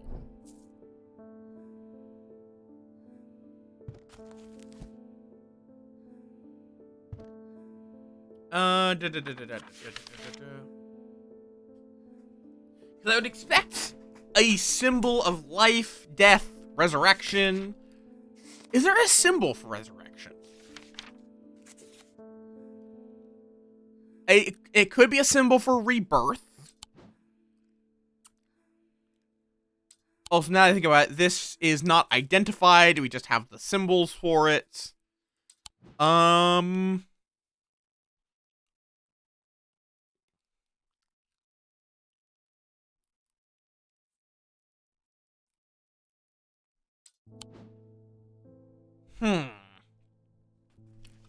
Yeah, a symbol for rebirth or a symbol for life would make sense.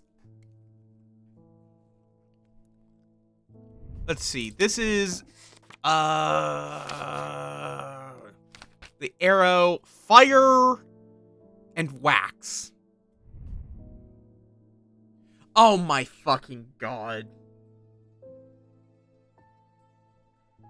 I guess that's technically a depiction of a candle. Motherfucker!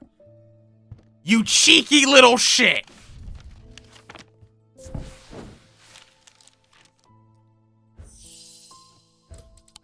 That is technically a depiction of a candle! You motherfucker! I literally just did the syndrome pose. I just want to say that. Like the you little shit pose. That's clever.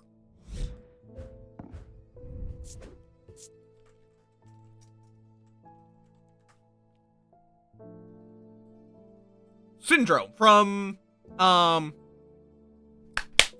Incredibles.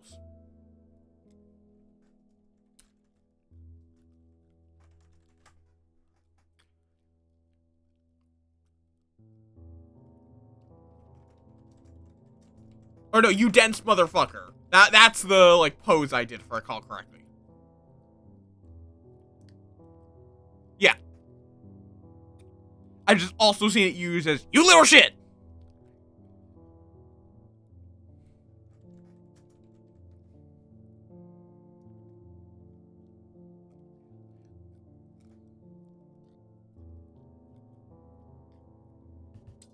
Motherfucker. Eh. Stalagmites retreat under the light of the candle as I hold it aloft and search the shifting rock walls for any signs of Marwyn's trail. Suddenly I see it, an M etched into the rock, as clear as if it had been carved yesterday. I follow the trail in an excited hurry, tripping and stumbling as the candle distorts the height of the floor, until I come to its end at a small boulder. Rolling the rock to one side, I reach behind it and reclaim Marwyn's lost treasure.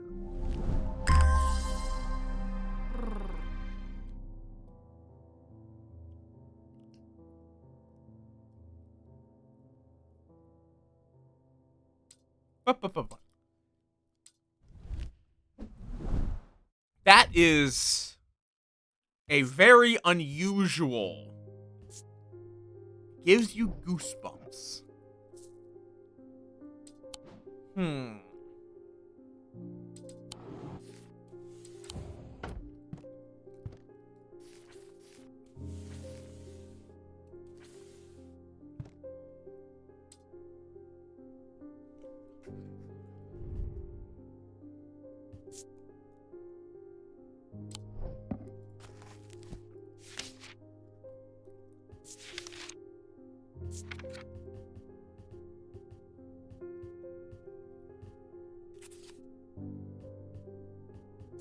I don't think the necromancers have been mentioned before, so I can't cross-reference.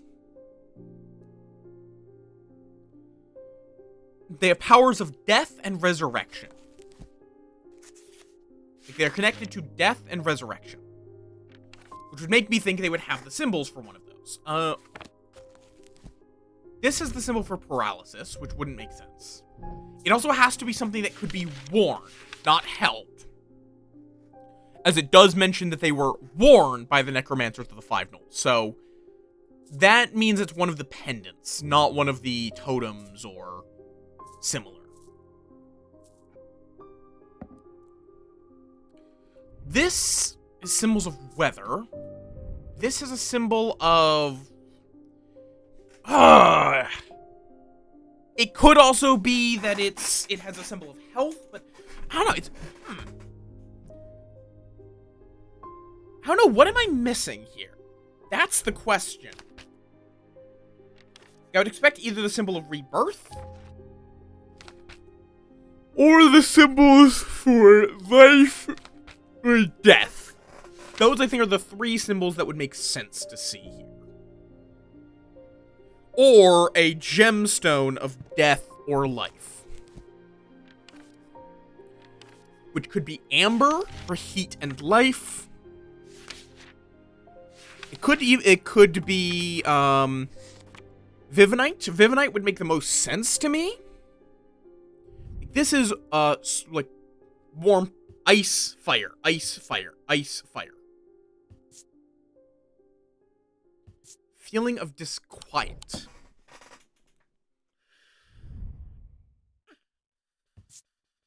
It spins freely.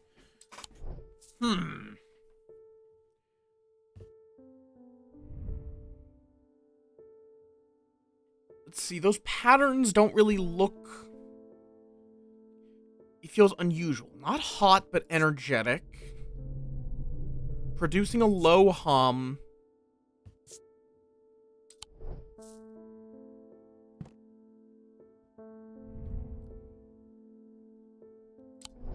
Turquoise.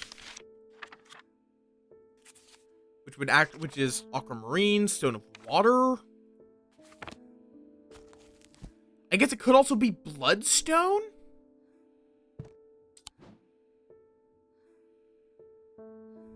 Oh, wait! Here it is. This is not a witch finger. Their bodies are... It's not removed.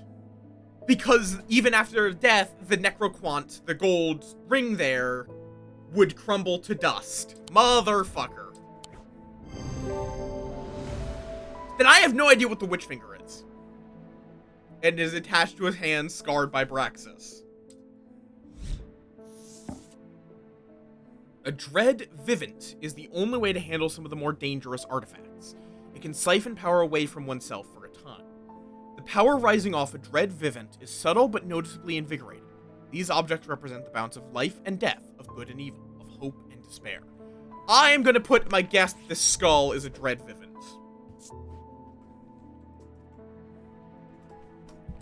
As it has like that sense of vague power, as well as being, it's a skull blooming from a flower.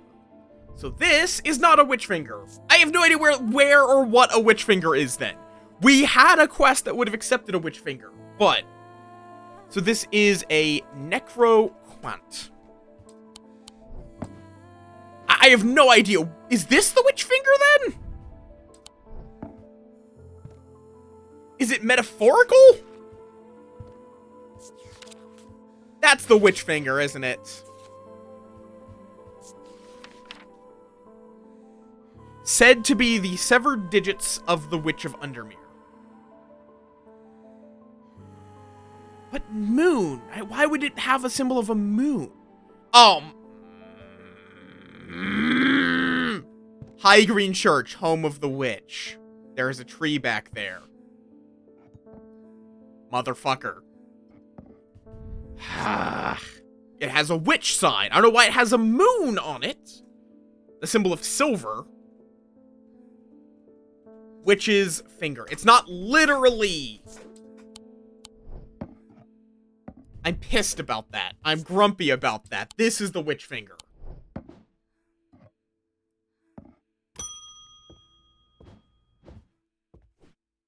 Please do pay us a visit. We have some items that we're confident will be of interest to you. Okay. Is that the case? Because I wouldn't have thought to like, the game punishes you if you visit the wrong place in a lot of cases, so I don't go places unless it tells me to. No. At least not, at the point of the game I'm at. The Twinnings, artisans of wood, iron, and clay. 2 Market Avenue, Undermere. Is that marked on the map, or do I have to okay, 15, the Twinnings.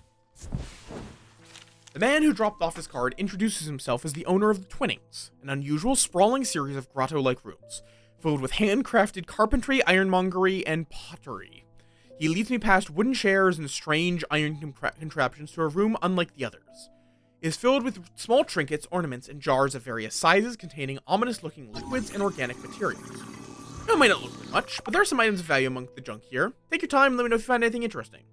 2 hours later, I've indeed unearthed something very interesting that I'm keen to take back to the shop for further investigation. Yeah, far too high. Oh, hello. That is certainly... Oh. As I look, I'm leaving the Twinnings with my haul when a man shouts at me from across the street. As I look round annoyed, I notice to my horror that the man's eyes are as black as coal. He rushes towards me, and I stumble backwards, fumbling with the strap of my satchel as I try to grab an item to stop him. A Wixic cord. Okay. Okay then. Well, it's a good thing I happen to bring an item I haven't identified yet. Let me just, hey, Eldritch Horror, give me one moment. I need to just consult a couple of things. Let's see. So, we need to quickly cross-reference, see what's the diurnic, or what the diurnal branch looks like. We know what a diurnic. It's the branch, not the diurnic. I hate that it's the diurnic discipline, but then also the diurnal. There's diurnic and diurnal.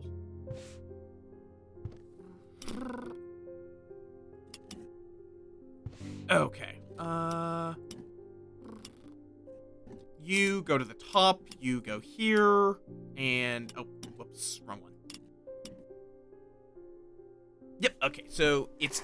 Oh, we already knew diurnic! I need to check the other one. I need to check Noctic.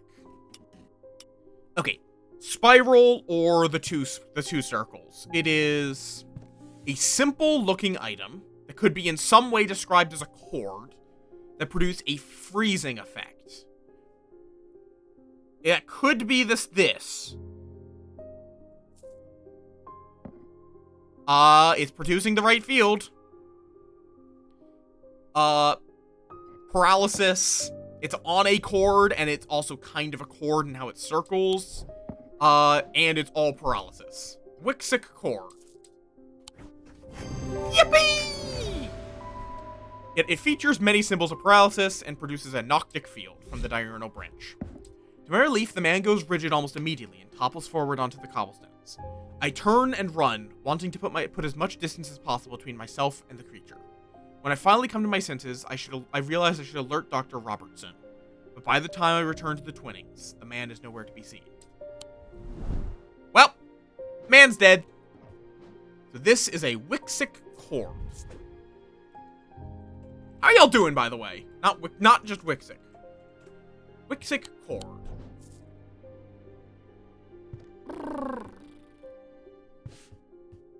Also known as a Medusa stone.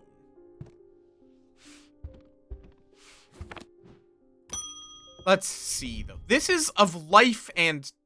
No, it's darkness and... death and dark deeds. Ah, fair enough. Something bad is about to happen. The ravens know it. My grandfather once taught me how to use a Cassandra to see the paths ahead.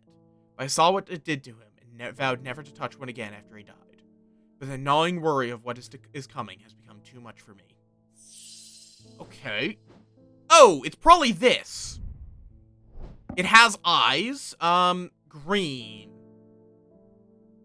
There is in announcements, there is a bananium. You can upload it there.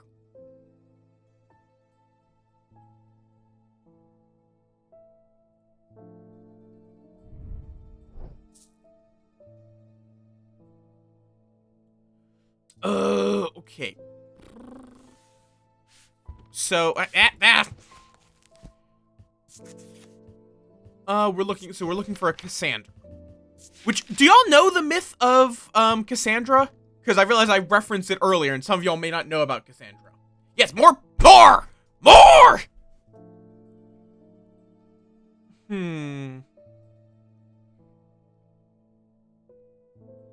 Let's see.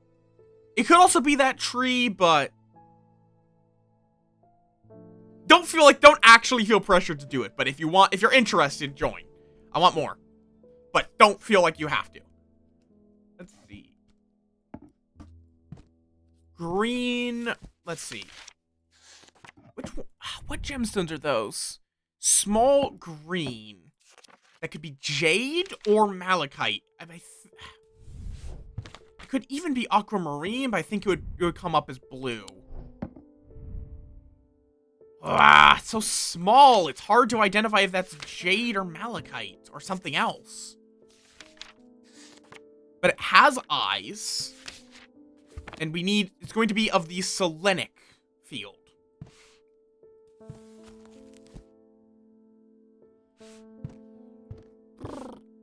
So, no, wrong. Selenic is this at the top. This cycled for that. That at the bottom. Okay. DNA. That's what we need. We need to find something with DNA and something that could be described as eyes. Could be this. It does have a similar sort of, like... It does have eyes of a sort with these diamonds, which could also be considered similar to those paths. What do those symbols on it mean? Because the problem is I think those symbols are fire and ice, which... No, they are water and air. They're air, water... No, air, water, fire, earth. That seems like it would be unlikely. It could be, but it seems unlikely to my eyes. Okay, absolutely not you. Could be you. That is also malachite, which, if I recall correctly, is a stone of foresight. A stone of sight. I'm gonna say you're a Cassander. It could be that those two things are the eyes. Like, you're likely. Like, I feel like jade is kind of a necessity for this. Not selenic. Not selenic. Not selenic. Not selenic. Like, the only other one I think it could be would be this, but I think this is more likely. Yippee! Features 2 malachite gemstones, stones of sight or eyes, and it produces a selenic field. A weaving edge is used to enter the Red Night, a bloodthirsty state of mind. Tradition dictates that the handle should be made from the wood of a great oak. That's going to be this, because this is specifically oak. Wood. Oak, if I'm not mistaken.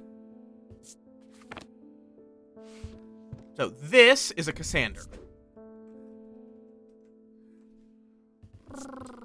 The myth of Cassandra was basically she was blessed with foresight and cursed so none would believe her visions. She was forced to watch helplessly as any predictions she made came true. Essentially, she got to see the future. Problem was, you can't change it once you see it. And we just got, what was it called? Weaving Edge. I'm going to put you down as a Weaving Edge.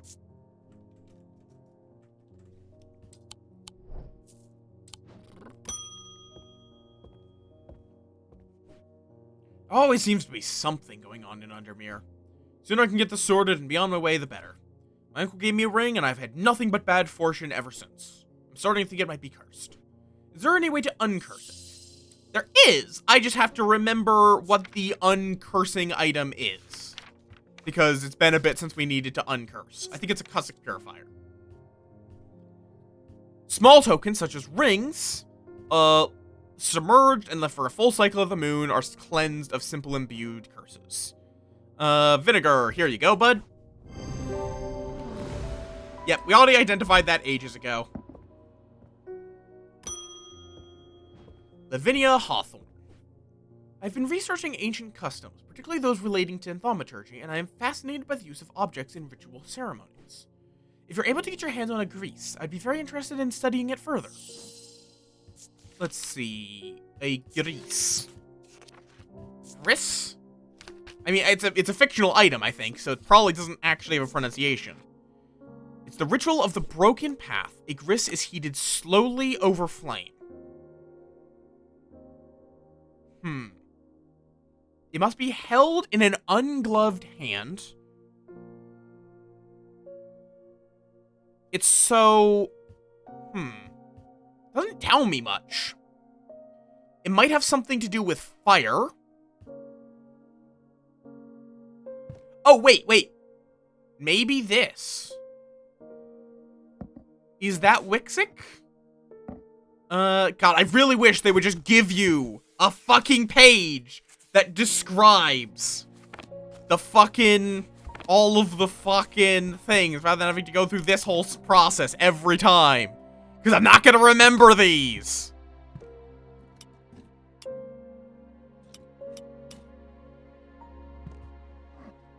That is producing a Wixic field. It is scorched, indicating that it has been placed in a fire. It does have a symbol for fire, though it does also have symbols for paralysis and, ice?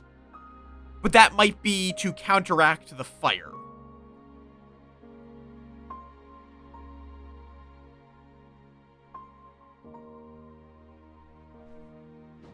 Like, I don't think there's anything else that looks suit-covered. I think this is the most likely. Yep.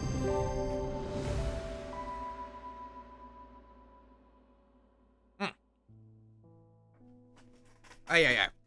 It is suit on its lower half, which suggests it has been held over flame, and it produces a Wixic field.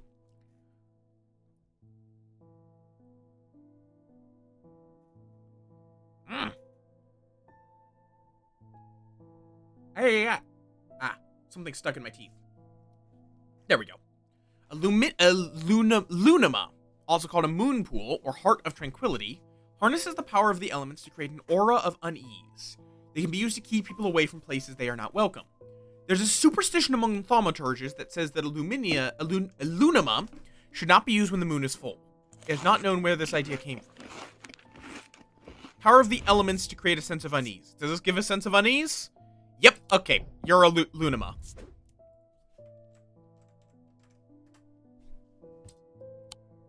Because it has a symbol of all four elements, and it creates a sense of unease. That is our lunama.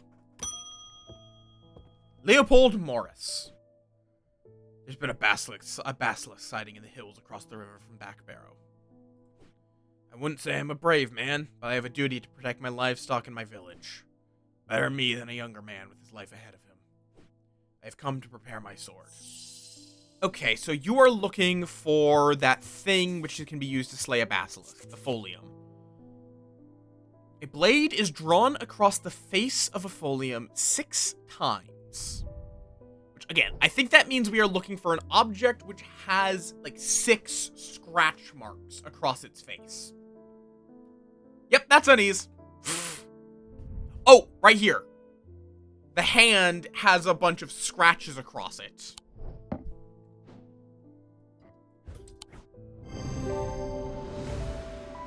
The grooves on the item suggest that a blade has been drawn across. I'm noticing that the later items have a bunch of red herrings to them. Like, this one, it chills my blood to hold it. That has no connection. That is is not a hint for anything. It's just there as a, as like a bit of flavor that is not described as part of identifying it. Which I think is a good idea. So early on, I did find it was just like, if an item mentioned something that the entry in the book did not, that meant it wasn't the right item. But now, these more obscure items tend to have effects where, this was a grease, right. These items are having more, like this has ice and paralysis, and you might be able to guess that has something to do with the ritual, but it doesn't actually tell you that there would be symbols of ice and paralysis. Like, to me, that sounds like that is a way for someone who is skilled in the Wixic art to protect their hand from major burns and keep their hand steady, while they are basically burning themselves. Alright, ads are about to play. I'm gonna quickly run to the bathroom while they do that. My body is screaming at me. So I will be right back.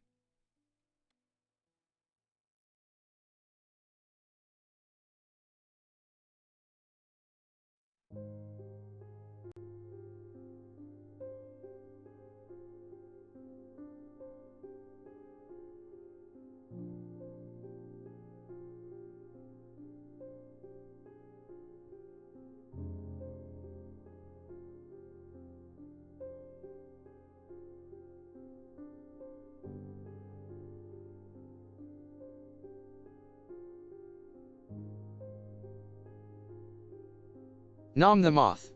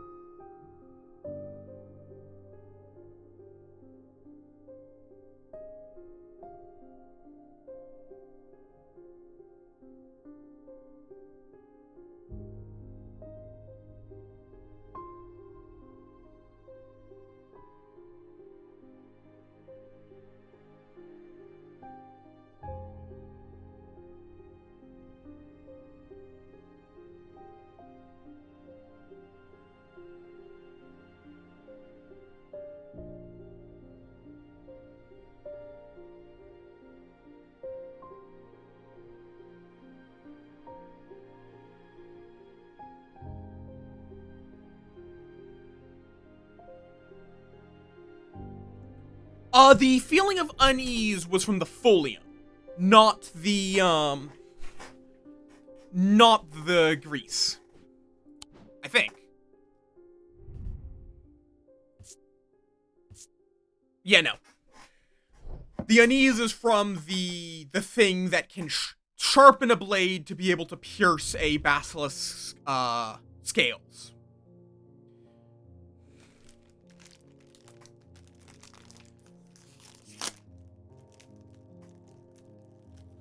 A folium.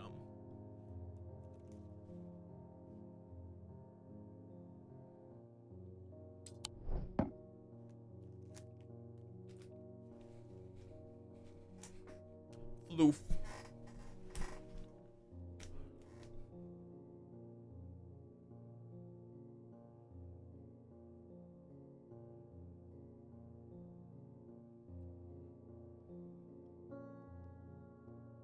One moment.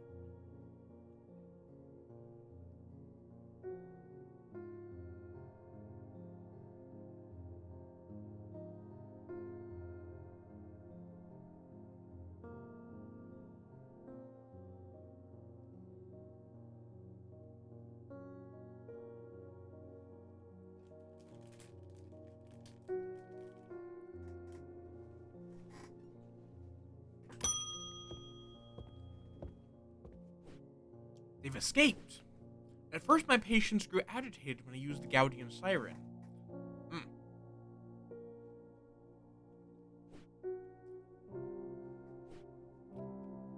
But then I had a breakthrough. Vivian Cartwright woke up. She seemed lucid, calm even. I made a stupid mistake and loosened her restraints. I don't know what happened, whether the siren stopped working, or perhaps it had never worked and she tricked me. But almost immediately, she changed back and turned violent. Before I knew it, she had managed to free the others. We tried to stop them, but they fought their way out of the hospital. I have no idea where they've gone. You need the exclamation mark.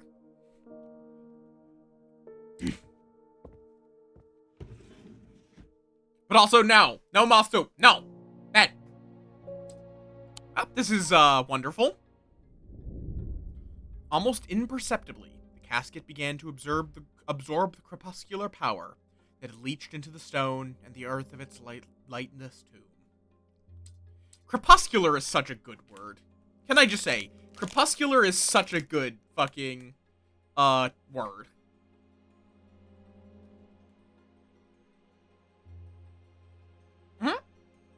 It's a real word.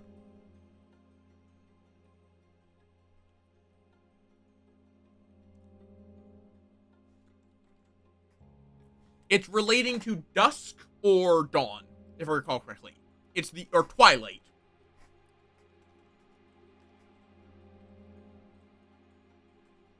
Bug. Hi, Akko. Welcome on in. Of or like twilight. Dim. Or referring to an animal active primarily at dawn or dusk or both.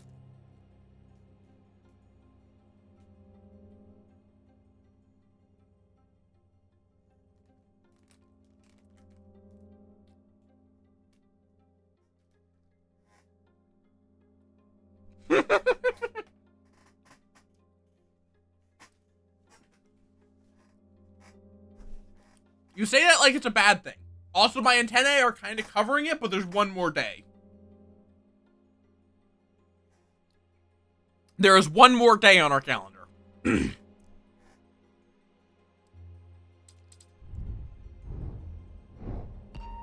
Also, yeah, hi, Akko.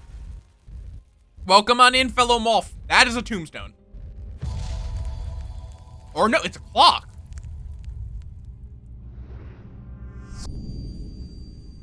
Interesting.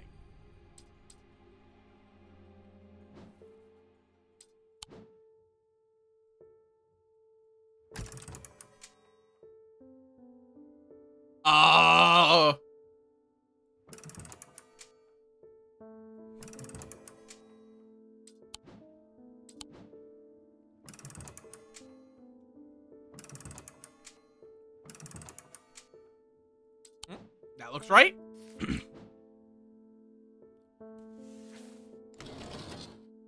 So what do I do with that?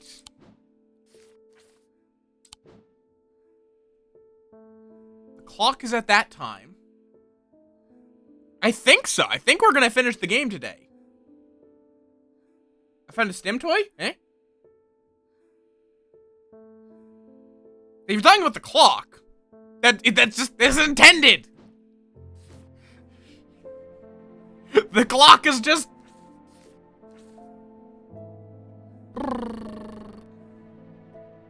Okay, so what? It's a half moon. But this does also look like a tombstone. Is it saying a tombstone with a half moon?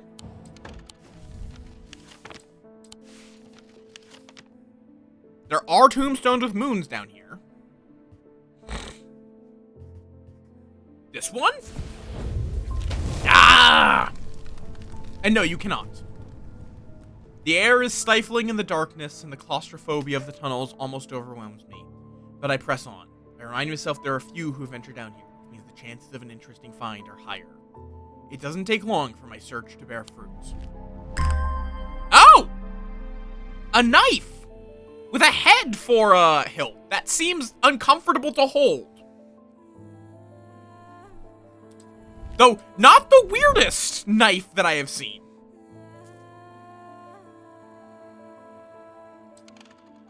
Because I've recently learned of a fascinating dagger. One moment.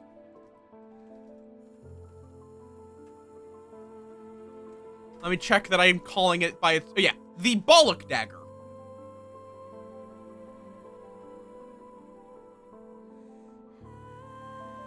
Wait, what do you mean what I have in my hand? But a Bollock dagger is called such because it is a type of dagger with a distinctly shaped hilt with two oval swellings at the guard resembling male tests.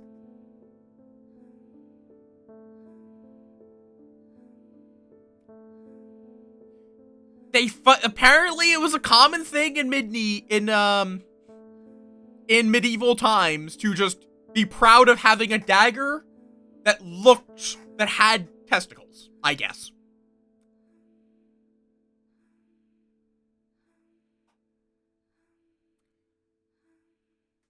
I don't know why, but it was often even placed. It was often placed so that it would actually be around, like, you would just see the tests. I don't know why. It's fascinating. Because people have been immature for all of history. The Witherance was a terrible idea. I've only gone and made things worse. I wish Eli was back. He'd know what to do. Some years ago now, a friend brought an item to me, a black casket, and I learned that it was a dark article. I should have brought it to Eli right then and there, but I knew he would want to destroy it. I'm a collector of things. It seemed too important to allow it to be destroyed, but I see how naive that was now. This casket is far more dangerous than anything I have come across before. And I now hear they are looking for it with their black eyes. Either I need to keep them out of the museum, or bring the casket here to Strange Antiquities and hide it in one of the secret places. A Dread Vivant or a Lunama? Ha! Which of these? I feel like a vague sense of unease is not going to keep out the Eldritch Horrors.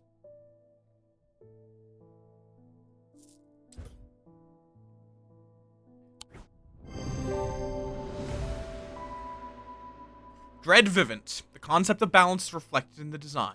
Skull, death, and the flower, life. This is a Dread Vivant. Light of Corchin. Despite appearances, these Noctic items have no connection to the League of the Amphibian Heart. They are objects of considerable power that can turn darkness to light, fear to joy.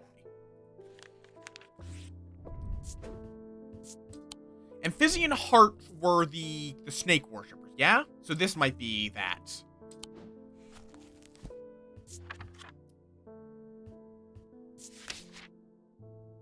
Or via the Broken Path, which is the Grease. But the Amphibian talent, yeah, I think that would probably then be, I think this would be the Light of Corchin, but I'm not super confident on this. Light of Corchin. So it looks like it would be of the snake, but it could also be this. And it does have darkness to light. One of these is the Light of Corchin, as both use snake motifs but are undefined, but are not necessarily. Oh, and I can use I can use the symbol to identify which one is of the Noctic school.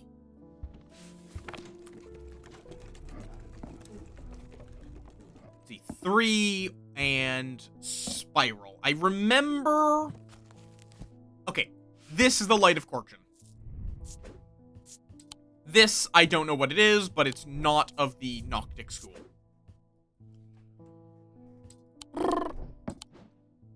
I do love the, what have you got there? A knife! No! It's just such a good meme.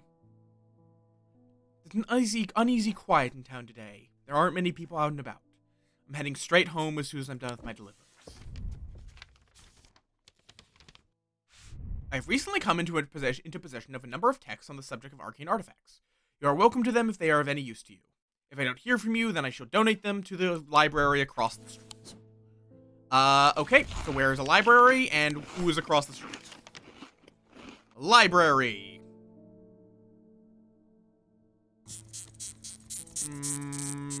Stop! You look at zoomies!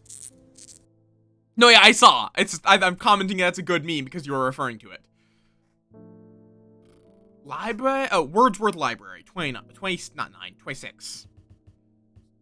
That could be either of these.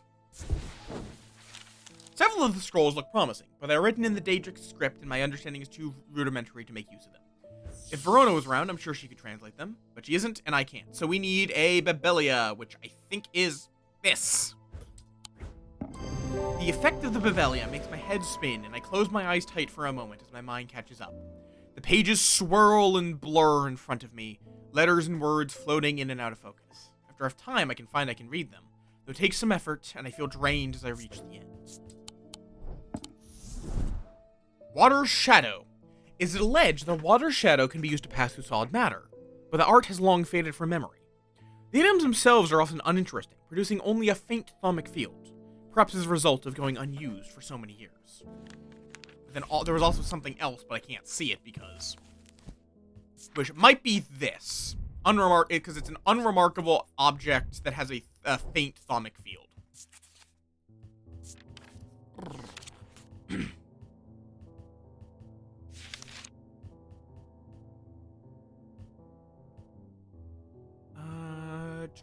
We already... Oh! Rolled along the tongue. This could also actually be... Because rolled. Okay, so it might not be a weaving edge, actually. Because, well, it is made of oak. Is this made of oak? Yep, okay. This is the weaving edge. Because, you know, edge. It's a knife. This is probably actually Tormund's Bane. As it can be rolled. Or worn. Like, I think we have to be getting close to just having everything. What is up? Okay, Bloodbeck. This is the new one. It was once thought that these objects could be used to commune with the dead. But it is now widely believed that such a thing is not possible. It is not known where the strange voices that emanate from a Bloodbeck originate. But there are some who believe they are the voices of the nameless gods. Let's see, do you make, voices? Yep, that is low chanting, yep. I'm going to put you down as a Bloodbeck, my good sir. Let's see. We already have a Corvin's Might, Light of Corchin, Lunama, Morgan's Folly, Shin. What is a Shin? Made from a material with a connection to the ocean. What object has a connection to the ocean?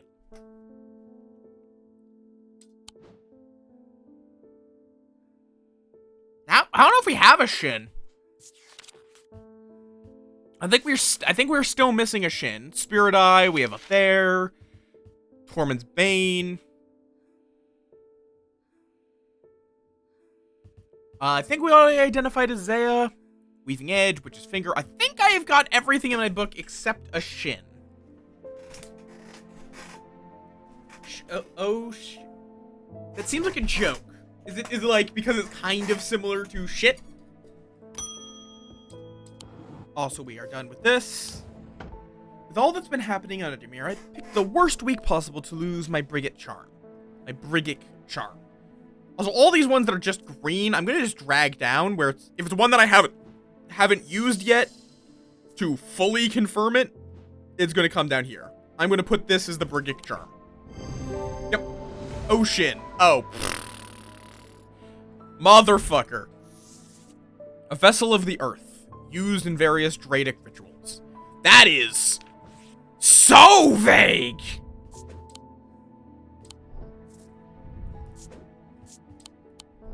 That is so incredibly vague, dear God. Let's see, any other greens? Eagle's Gift. Abrasive Nether. And then these are the ones that we've fully 100% confirmed.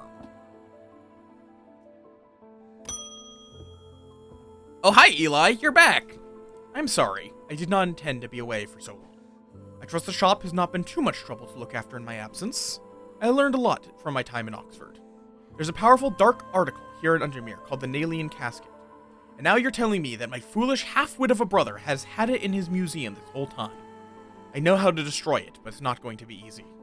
Whatever happens, it must not be opened. We will need to create a Pillar of Kalaris. From what I gather, such a feat has not been attempted in over 500 years. I just hope there's enough time to prepare. I'm afraid I can't stay, but I'll be back as soon as I can. Pillar of Kalaris is a powerful blast of energy that can consume the darkness. In my opinion, it is the safest way to destroy powerful dark articles. It can be produced at a place of significant thaumic convergence. Strength and weakness, light and darkness. Align the opposing powers at opposing compass points. With Corchin's light, the strong will be made weak, and the dark will be made light. Okay, we have Corchin's light. I'm going to assume that is a Fortinance and a Witherance. Those would be strength and weakness. Not sure about light and darkness. It has to be something of some tool that is strongly of darkness and some tool that is strongly of light. Isabel Stowe. I've had my energy drained by some disturbing evil power. For days now, I have felt tired and frail. And today I found something that horrified me. Beneath my bed, I discovered a carved wooden effigy with a strange symbol painted upon it. I don't know who has done this to me, but all I want for now is to lift this feeling of weakness. That, my good lady, would be a Fortinance you need.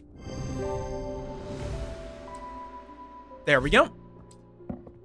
So this is now confirmed to be a Fortinance. And I'm going to put it over here with the Witherance. Susan Hill. I would like a Bloodbeck. The nameless ones are restless. I'm ready to hear their voices. I think this is a Bloodbeck. Yep. Yippee! Design has suggests a connection to death, and closer inspection reveals whispers. Corchena. They exude an imposing aura that is hard to explain. Interesting. Some of these items definitely fall into the related skill of, oh, I forgot what it's called. That is white. I went to move the casket, but it's gone. What do we do? I heard Eli's back in town, but he hasn't come to see me. And if he's not here, then I don't know where to find him. You get a bit of dread over here. I don't quite know what happens if you fill up on dread. I think you might just restart the day. Oh, God, what do we do? Well, onwards we go! It festered and pulsated until it could no longer be contained. Some part of it reached out from the darkness, creating eyes that it might find itself, and hands that it might open itself. The casket wanted to be opened. And this game is definitely built around multiple choices. Books! I lie below books and scrolls and the esoteric and the arcane.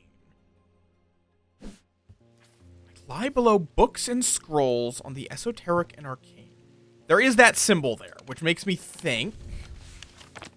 Let's see. Library.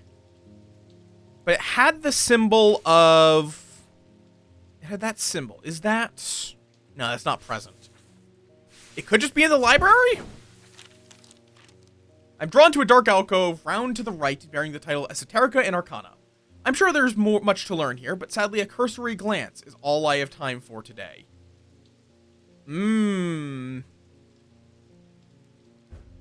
Piled up on a reading desk, blah, blah, blah, blah, blah.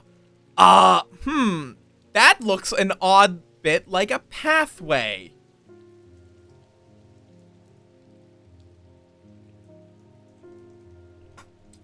Okay. So it was... Oh, God. I'm gonna have to go back there because I'm stupid and...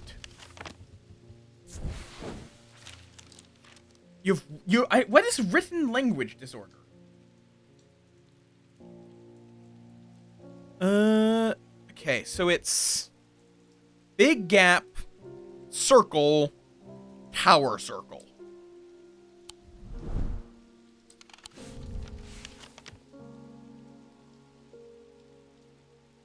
Oh, here, okay, here. Circle, tower circle, so it's slanted. Oh, wait, it's also, what? The fuck is this? Why is there also this? Ugh. Yeah, so that's the library.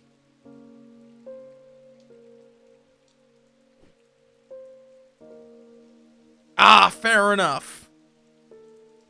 Yeah. And then there's this.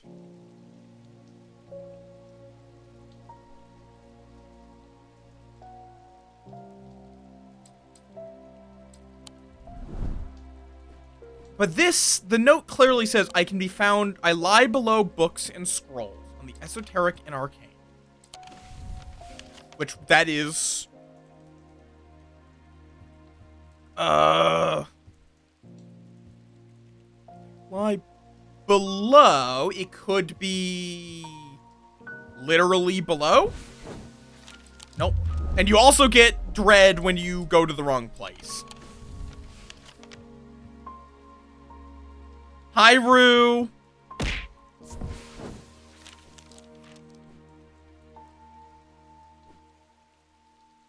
Yeah, it's just a place, it's just a library.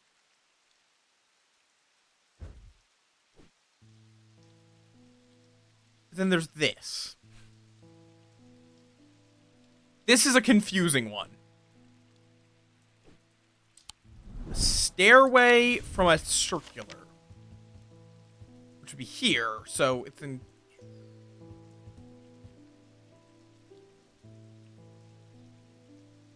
Yeah!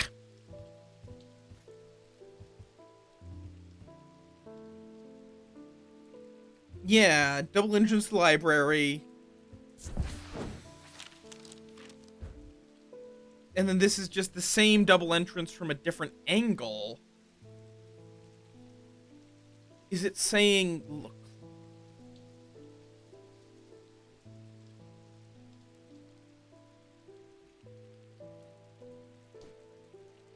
Esoterica and Arcana. Ah.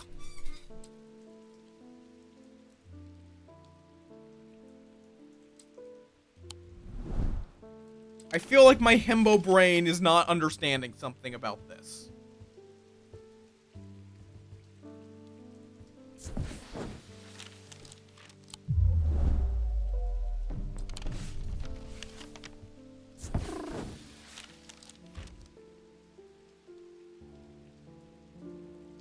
I'm drawn to a dark alcove, round to the right. As in south as down, because down is actually north on this map.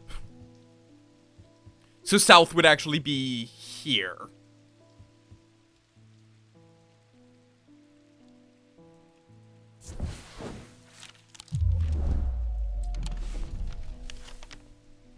Yeah, it could be round to the right, which would then be the tower, which we were explicitly told not to go into the south tower.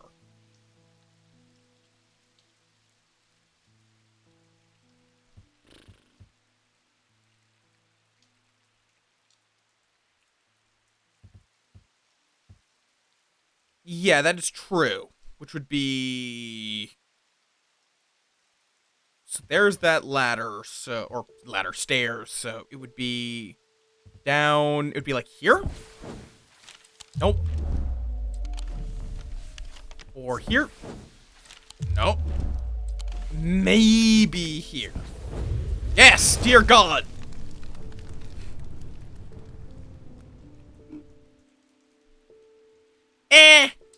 We'll see.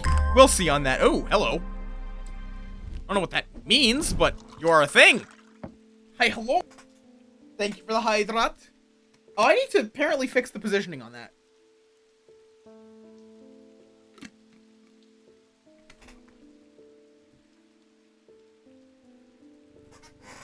Okay. Ding, ding, ding. Eli, welcome back. The museum was ransacked last night.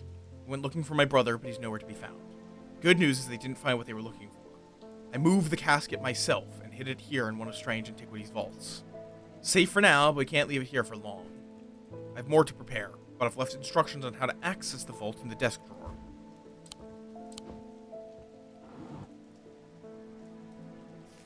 A candle that gives off no light. An anchor that has never touched the ocean.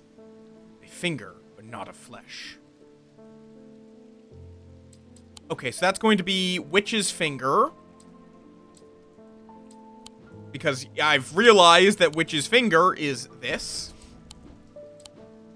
A candle that gives off no light. Garrick's candle. And an anchor that has never touched the ocean. It's probably going to be a shadow anchor. I'm not gonna touch it.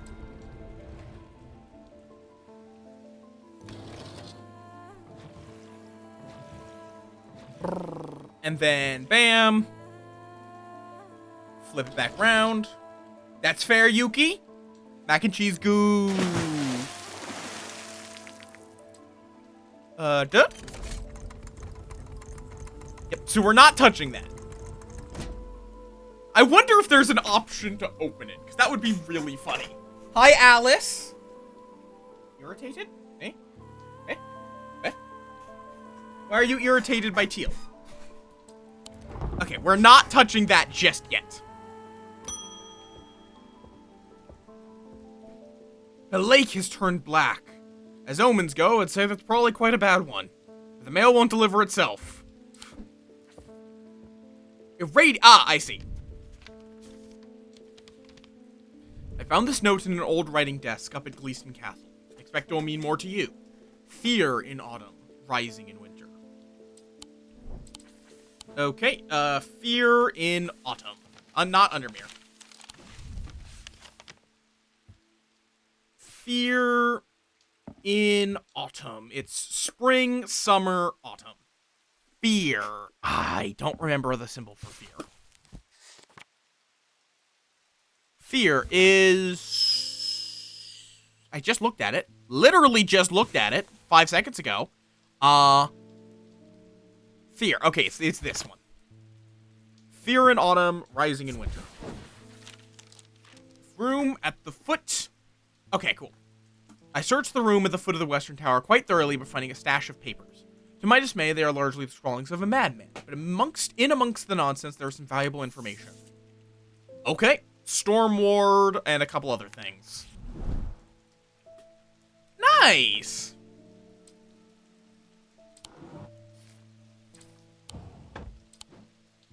Okay.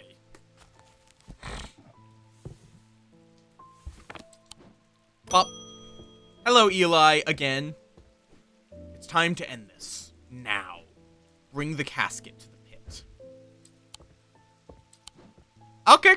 I'm just gonna go along with it. I think there's gonna be multiple endings, if it's anything like the first game.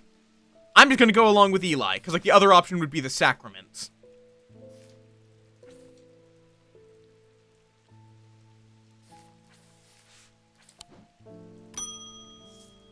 Okay. Let me get the casket out. A candle that gives off no light, an anchor that has never touched the ocean, and a finger but not of flesh. I have not touched Phasmo in ages. Oh. Well, that's ominous.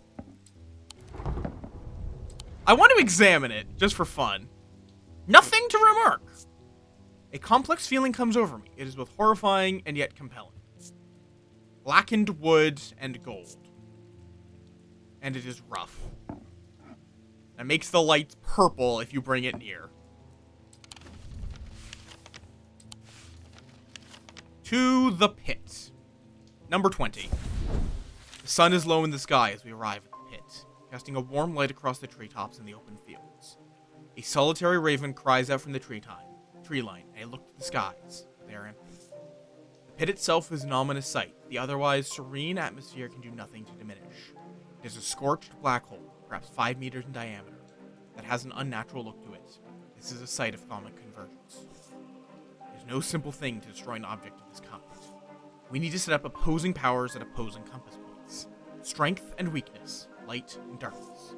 And finally, we need the light of Fortune to bind them. Okay, well, easy. Strength and weakness is Fortinance and Witherance. The light of Fortune will be going into the center. What is light and darkness? Very good music.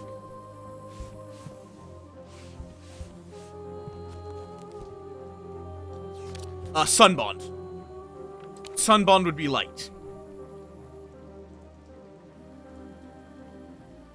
This one as well may have an effect if you do it wrong. I am unsure. Sunbond would be light, and then darkness. There's that thing that can, like, make a cloud of darkness.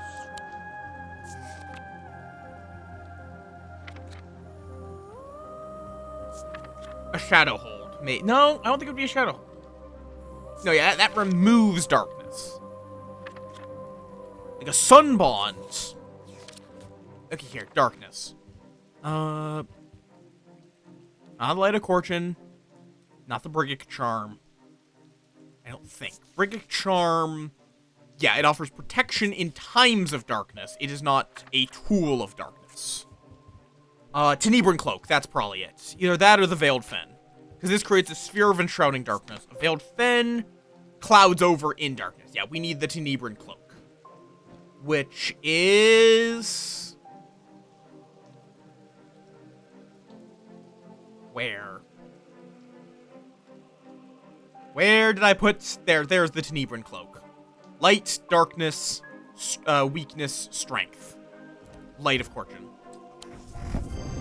Eli inspects my work. His face shows little emotion, but he seems satisfied. By now, the sun has finished setting, and only a hint of red afterglow remains in the darkening sky.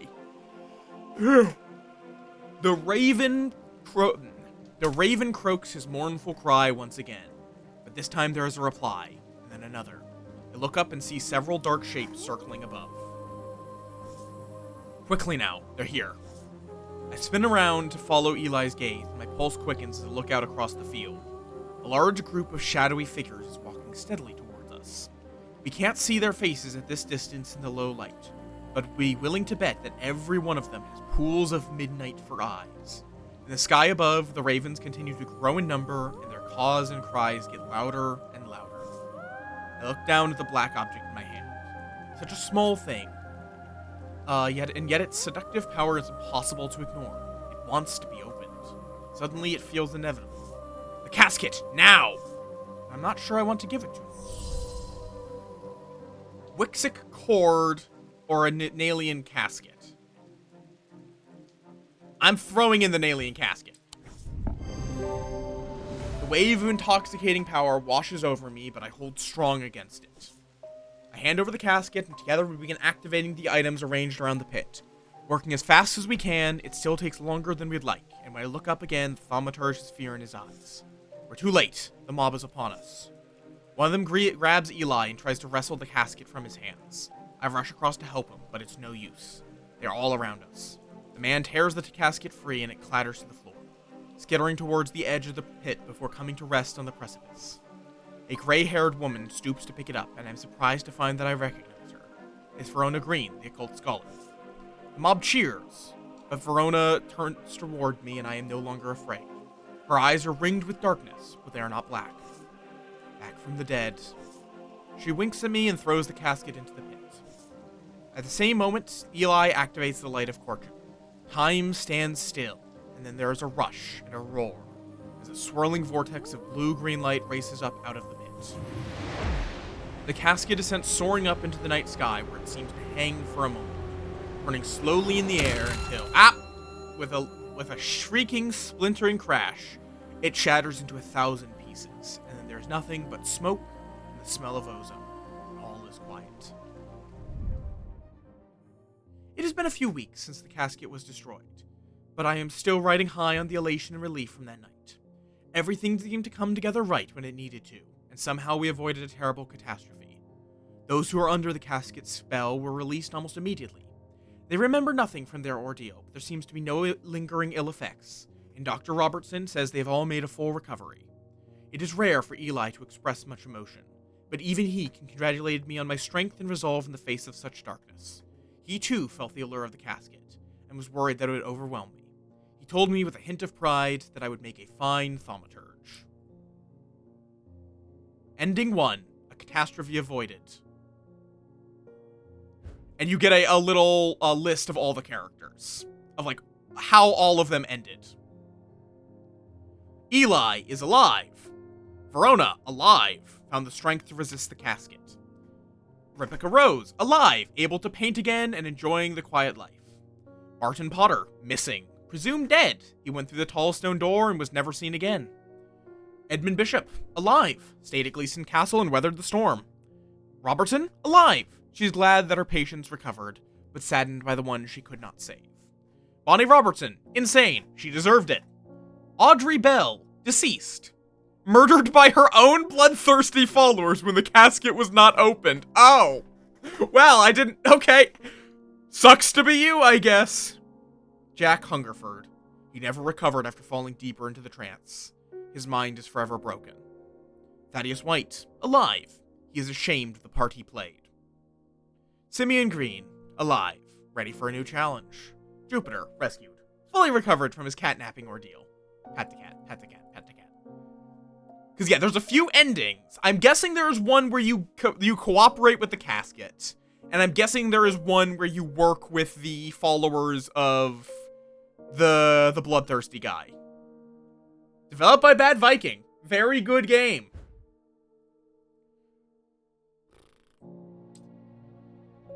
Very small team. It's impressive. And then there's an epilogue where you can identify the remaining artifacts. Oh, hello. My mother is suffering from Morgan's insanity. His doctors have given up, or my father is suffering. His doctors have given up on him, but Dr. Robertson told me there might be a way to save him. She said it might be possible to stop the infection spreading by cutting the poisonous thoughts from his mind. But she said it was beyond her skill. So Morgan's insanity, which I think would be from, it'd probably be caused by Morgan's folly, if I had to guess. To cut the thoughts from his mind would be the abrasive nether. No, what?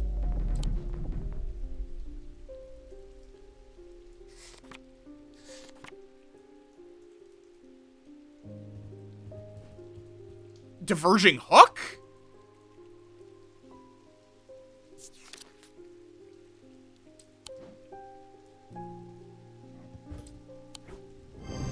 Okay, sure. I would have thought the abrasive nether would also work for that, though. Pat. There's an old hermit living out past Wastwater who barely comes into town. He brings me lists now and then for odd things. This time he wants something that will pull water from thin air.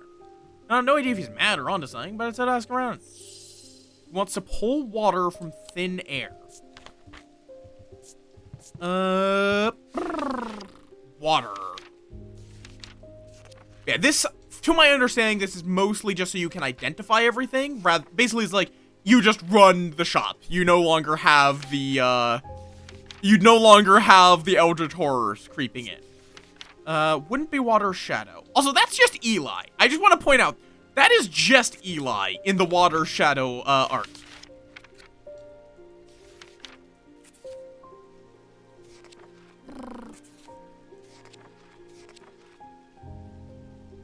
Manus. According to Whitlock, these are lighter than an evocant by half. Which means it is half a pound exactly. They're carried by desert nomads. Because an evocant weighs exactly a pound. No more, no less. That is like a key aspect of an evocant, is that it weighs exactly a pound. So we need something that weighs exactly half a pound. That's all it tells us, unfortunately. Yep, we did rescue, Jupiter from being catnapped. The question is, what? It could be this. Nope, way too heavy. Could be this. So I think this is probably the thing. This is probably the shin. Yeah, no. There was actually a catnapping. A little too light to be half a pound. Oh, exactly half a pound. Though, I don't know if it's... Oh, wait, maybe it's you. Yeah, because you're water-based. You are connected with water and you're half a pound. Yippee! This is a Manus.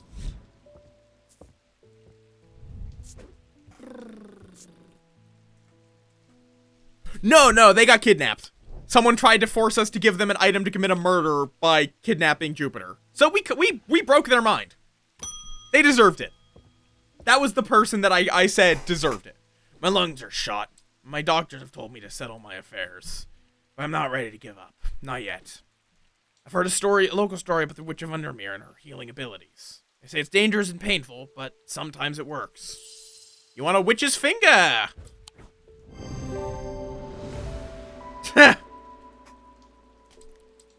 Okay, so yeah, no. You apparently can go to High Green Church and learn that it refers to a yew tree. It's just, I guess maybe because I did it so late into the story,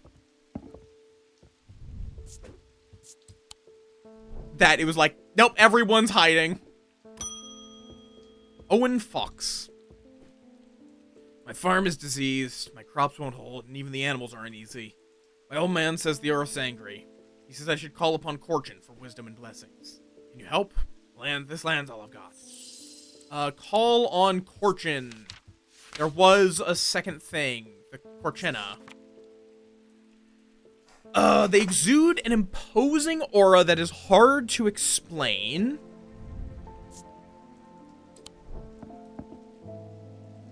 Guile and wisdom. This could be. Okay, yep, that is... So it seems like Corchin is also known for snakes. Yeah, the serpent goddess. It was the lady. Yes. Sister of the Doctor. So this is a Corchina. We used the diverging hook on her rather than giving her what she wanted, because she had kidnapped our cat. You do not kidnap a man, woman, or otherwise's cat. I collect rare artifacts, especially with those with, shall we say, questionable uses. A weaving edge has always fascinated me. I don't plan on using it, heavens no. But blood magic, old traditions, I simply must have it.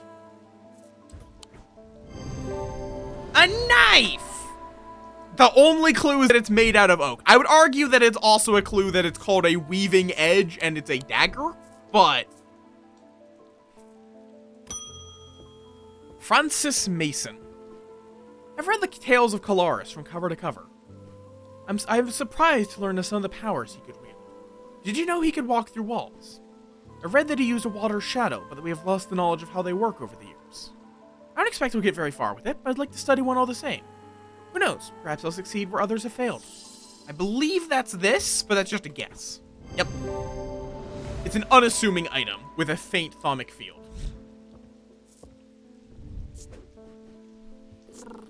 Water's shadow.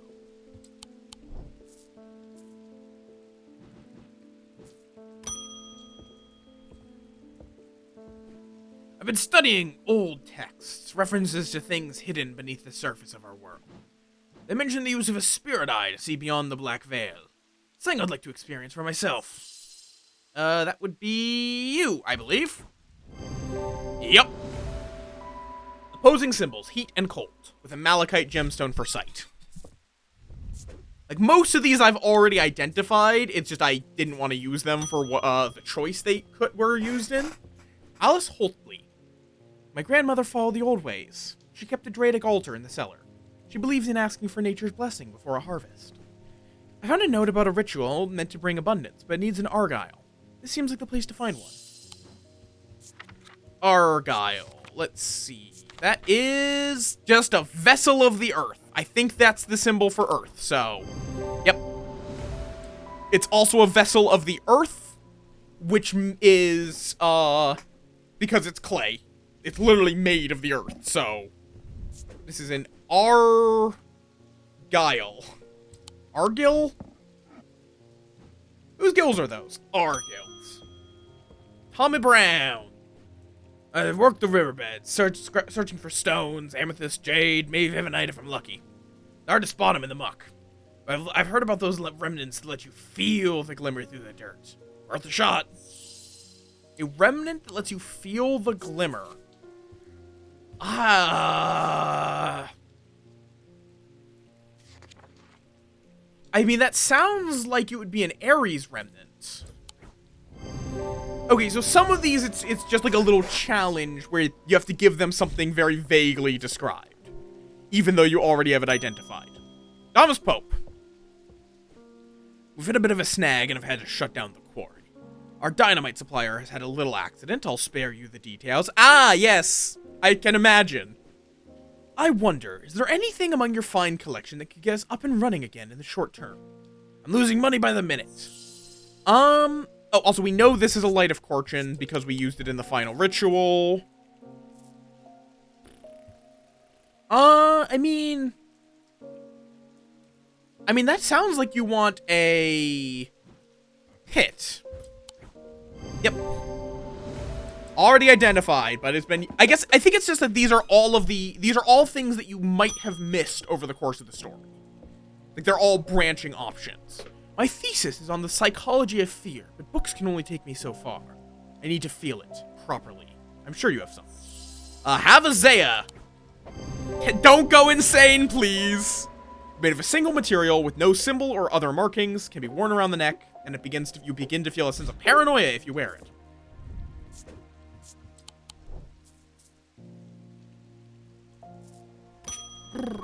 Althea O'Shea. That is a name and a half. I've been looking into Corvin, the Bloody Queen, for a book on historical figures I'm writing. Finding it surprisingly difficult to verify much of her story. I was hoping to take a look at one of the Bloodstone artifacts that were created in her name, if you have one, of course. That would be... So yeah, it is Bloodstone, so it's the Eagle's Gift / Corvin's Might. Design of the item represents the Eagle's Gift. The Bloodstone is used for dark purposes. And Bloodstone belongs to Wixing. Cool. I'm not trying to hurt anyone, just shift their thinking a little. Sometimes all it takes is a suggestion in the right state of mind. Do you have anything suitable? I feel like I shouldn't give this to you, but have a Morgan's Folly.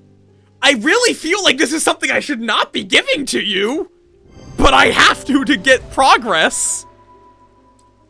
So, have fun hypnotizing people, I guess.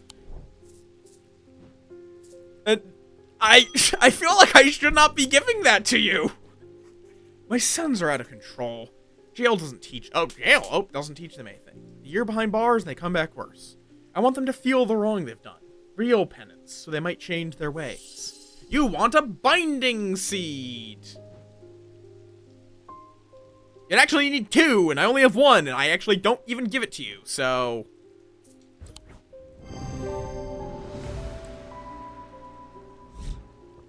But yeah, all of these are ones that could have been used at different points in the story, but might not have been. James Herschel. There's a lawman snooping around the blacksmith guilds. Can't have them poking into parts of the business they're not supposed to, if you catch my drift. Again, I feel like I should not be giving you anything. I need a way to keep him out. I feel like I should not be helping you... You know, hide crime. I feel like I should not have just given you this to hide your criminality. I'm all right, pal. There's some annoying bullshit going on with one of the tools I use for streaming, but otherwise, I'm good. There's exciting stuff happening. There's just also annoying stuff happening.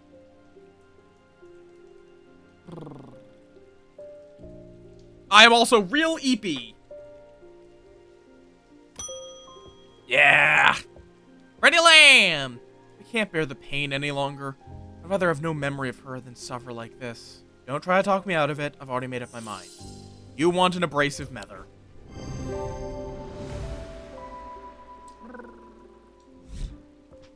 I don't love the methers because they didn't do a great job differentiating them. Possibly, partially intentionally, but... Charlotte Bradshaw. Okay, we need to make this a little less cramped. My brother captains a small fishing vessel in Havrig. There was a big storm last month and 2 boats never came home. I remember what the old sailors used to carry. Charms, tokens, things to keep the sea calm, or at least keep you afloat. I want to give him something like that, just in case. I think that's the shin? Yep. Yes, the abrasive mether is a way of removing, the abrasive mether is if you drink from it with a specific tea, you can remove, certain memories. Each of the methers does something different if you drink from it. Yeah, it's a way of cutting out it's controlled to my understanding. It doesn't, like, give you full amnesia. Abrasive Mether. It's a type of mether that can be used to purge unwanted memories. As with any procedure that can alter the mind, it should be used sparingly and considerately. I mean, in terms of what these artifacts can do, it is relatively light. Like, we gave someone a artifact, like, you have the Binding Seed, which just makes you feel extra guilty about everything you've done. Azea, which just makes you permanently paranoid. Oh, also this is fully confirmed in Argyle. We've got, Witherance, which just weakens someone to hell and back.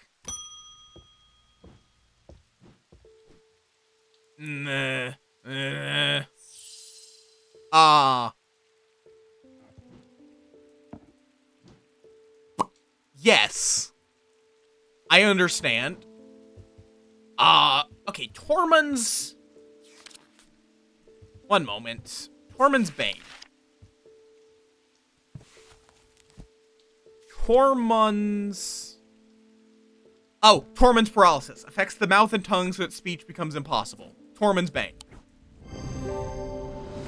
Yeah! There was also the guy who literally said that he was running things that he didn't want cops to see, and we gave him something. I mean, fair, yeah. That guy, it just sounded like he had a bad breakup. Finally, I thought it'd be silent forever. I've been studying the eye and trying to give a voice to the markings on the stones. Next thing I knew, I couldn't speak. It has been a dreadful few weeks. I wonder if you let the guy translate, if you have to use Tormund's Bane on him to let him speak again. Rain again! Soaked to the bone from halfway through my rounds. I'm fed up with it. I've got a few bobs to spare if you know a way to keep me dry. Yes, Chaffer, you are the best bean in all of this horrible world other than the cat. The cat is more important than you, but you are just here to do your job. Warm. You want something that will make you stay warm in the cold. No, not hearing.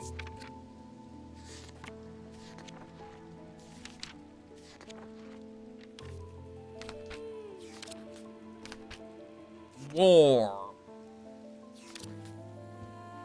Actually, to be fair, Blossom, that person who was implied did not actually want the item, they just wanted to be able to see it. So, to me, how that was phrased, it sounded more like a, here, let me get this thing out of storage, you can look at it, but you aren't allowed to take it, kind of deal. Because that person did not say they wanted it, just they wanted to use it as a reference to confirm aspects of Corvin's history, basically. There are definitely some people... There was also a person that just straight up said they wanted to hypnotize people. That, I think, is... That, though, is like, we gave someone Morgan's Folly, which you can just hypnotize people. Warm. Is there not something for warming? Am I crazy? I could have sworn there was something for, like, warmth. Heat. I guess it might be, like, heat instead.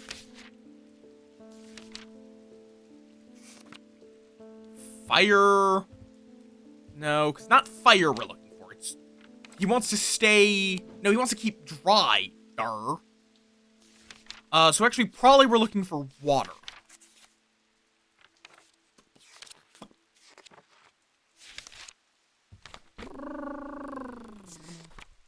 No, not storm. Water. Oh, there's water. Monos. I mean... No, that wouldn't help. Water shadow, no. Ascus wouldn't keep you dry. In fact, it kind of does the opposite.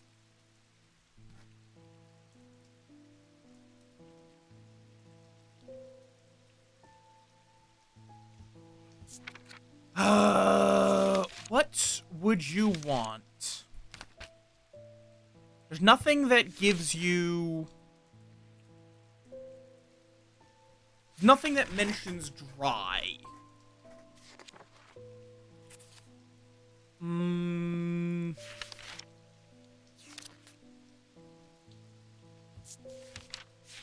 can check heat. I can see if that's a thing.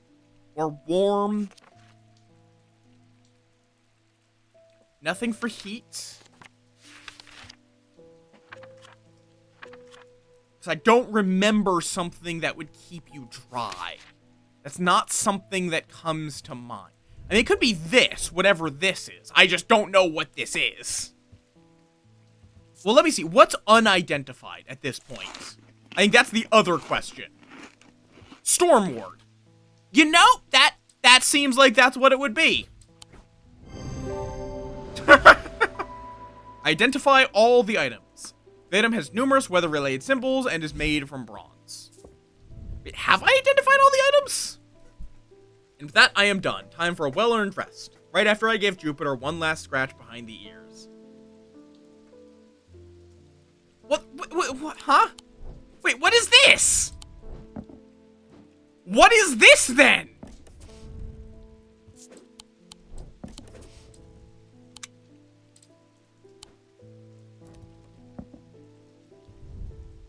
Well, yeah, and we just did. We 100%ed the save file. Mostly because why not, but... Is that the thermic needle? If so, then I just completely forgot to mark it. I can't really check is the problem.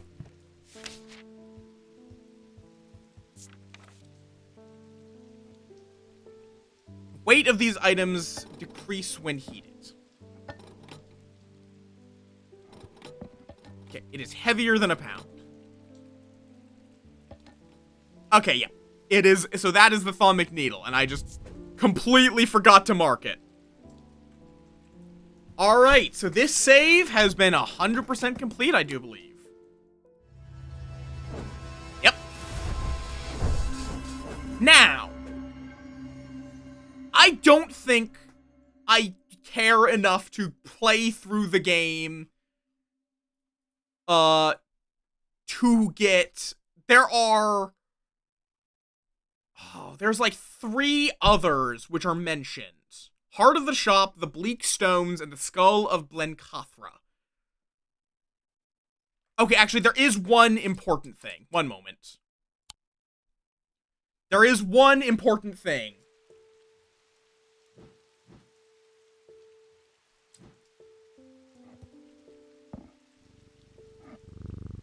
I was told I could put them... there's an achievement for putting the mask on Jupiter. Put the mask on the Jupiter. Am I not allowed to do it while he's eepy?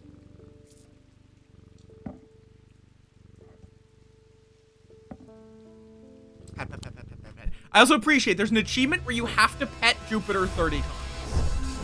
But yeah, so I got the Pillar of Calaris, which is to destroy the casket. There are then 3 other there are 3 other paths that you can follow. The Priest's Path, the Heart of Strange Antiquities, and the Relic Hunter's Path. Problem is, I have no idea how I would...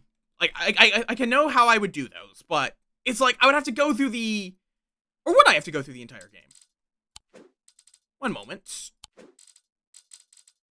Let me go back to Sunday. Because if I could just... Okay, why is my cursor gone? Did the cat steal my cursor? What? There we go. Let me go get the final thing. Which I just, from memory, I know has to be here. Which is the shin. And then we're just going to quickly go to the ritual circle.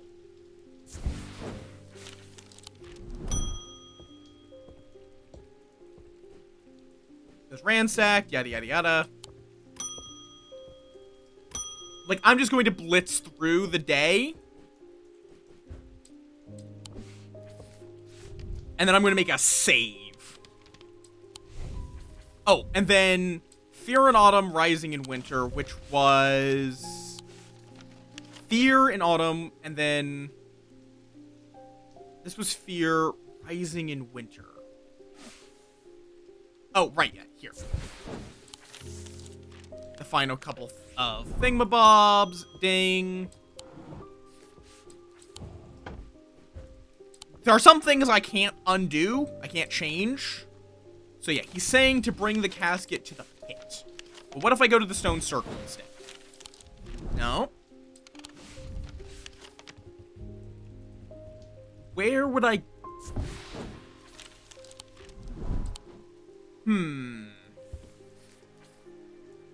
It's performed by a blood priest within a stone circle.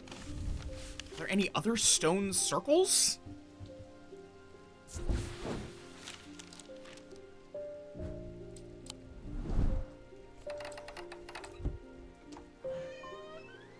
There's also something about reaching the heart.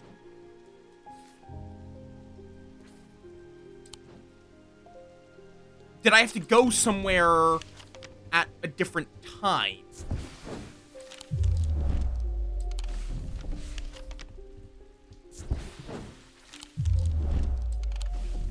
Are there any other stone circles? Like, to me, that reads as the... I guess maybe I have to first dig out the... It is a shadow anchor, a witch's finger, and... What was the last thing? I should just check the note. Nope. Oh, right, he put it in the drawer. Not that one. A candle that gives off no light. I wouldn't be opposed if it's just like, have I missed? Basically, just tell me, have I missed the opportunity to take the priest route? Like, can I go to the stone circle for that note? Or did I miss the chance for it?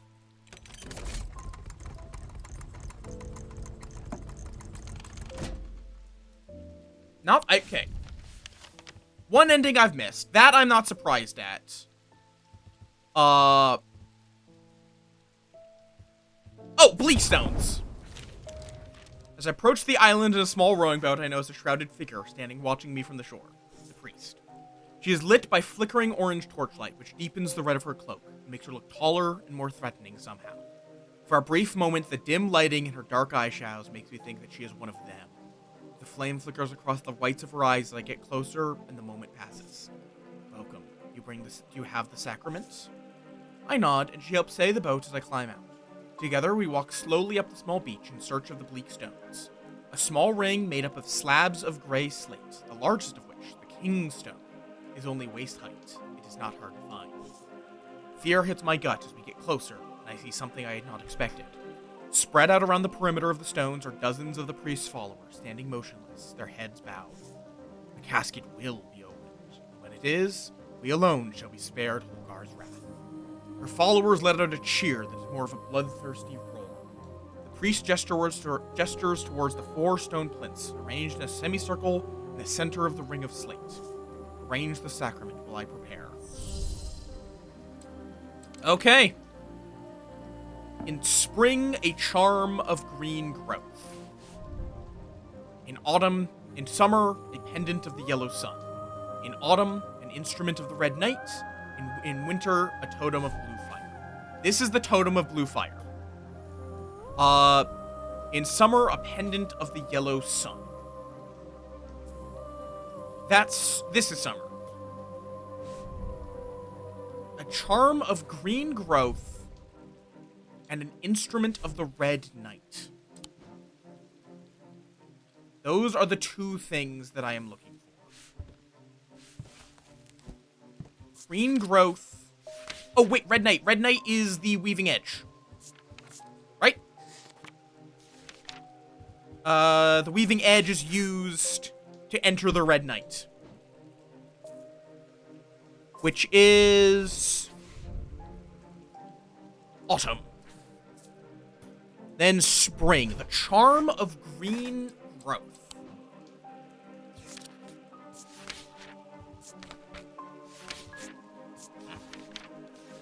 Is there a thing on growth? No, nothing on growth or green. But it could be nature.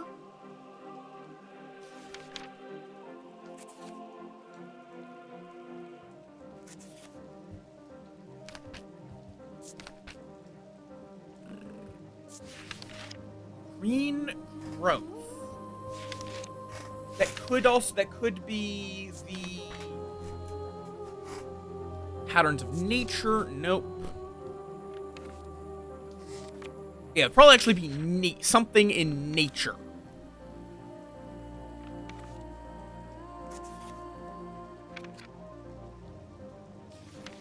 Is nature not a...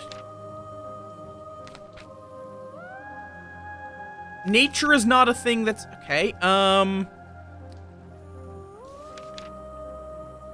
it could be maybe a Corchena? You can call on the Guile and Wisdom. No. A charm of green growth. Oh, Kami! Hi, Bird! Hi, hello! Welcome on in! We're at the very end of, we are at the very, very end of, Strange Antiquities. So, fair warning, if you would like to play this game for yourself, get out of here. But, for anyone new here, I am Moff. I play a variety of games, particularly those that do something new or interesting. We are currently playing some, Strange Antiquities and finishing up another of the endings. I hope you had fun just chatting. A charm of green growth.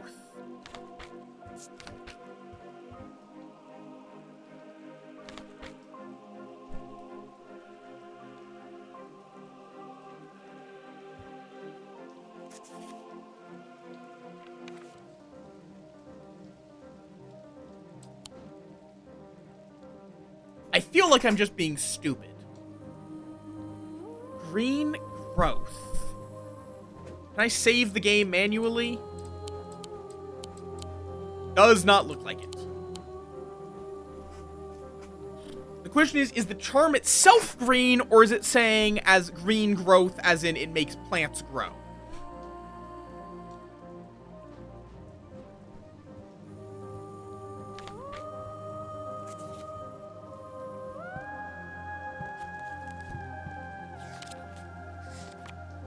Let me look for artifacts with jade. That is...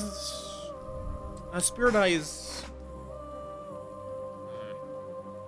not what we need. Veiled Fen? But yeah, welcome on in! I feel like I know your name from somewhere, and I don't know where. Also, hi, Bird! How you doing, Bird?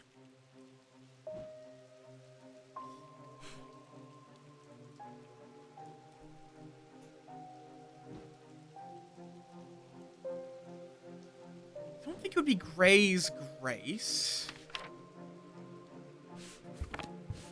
Charm of green growth. Yeah, that just dispels melancholy. That's not growth. We're either looking for a green charm that promotes growth, or a charm that causes things to grow. The problem is I just don't remember any charm that makes something grow.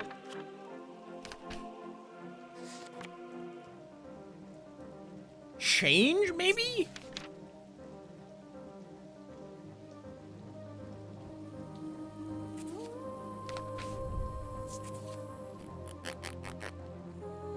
Welcome back. Ooh, very nice.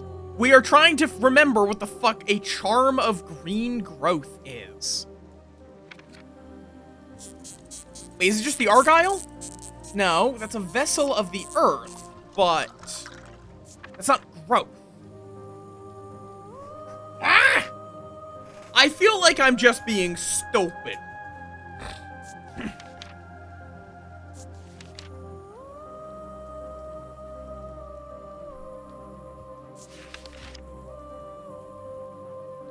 Thank you for the hydrate.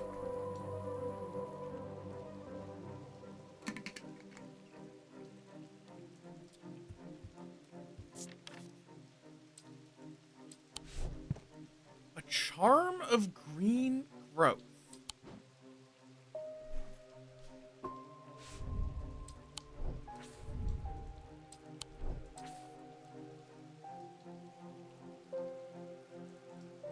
Scythian charm? I don't remember the Scythian charm.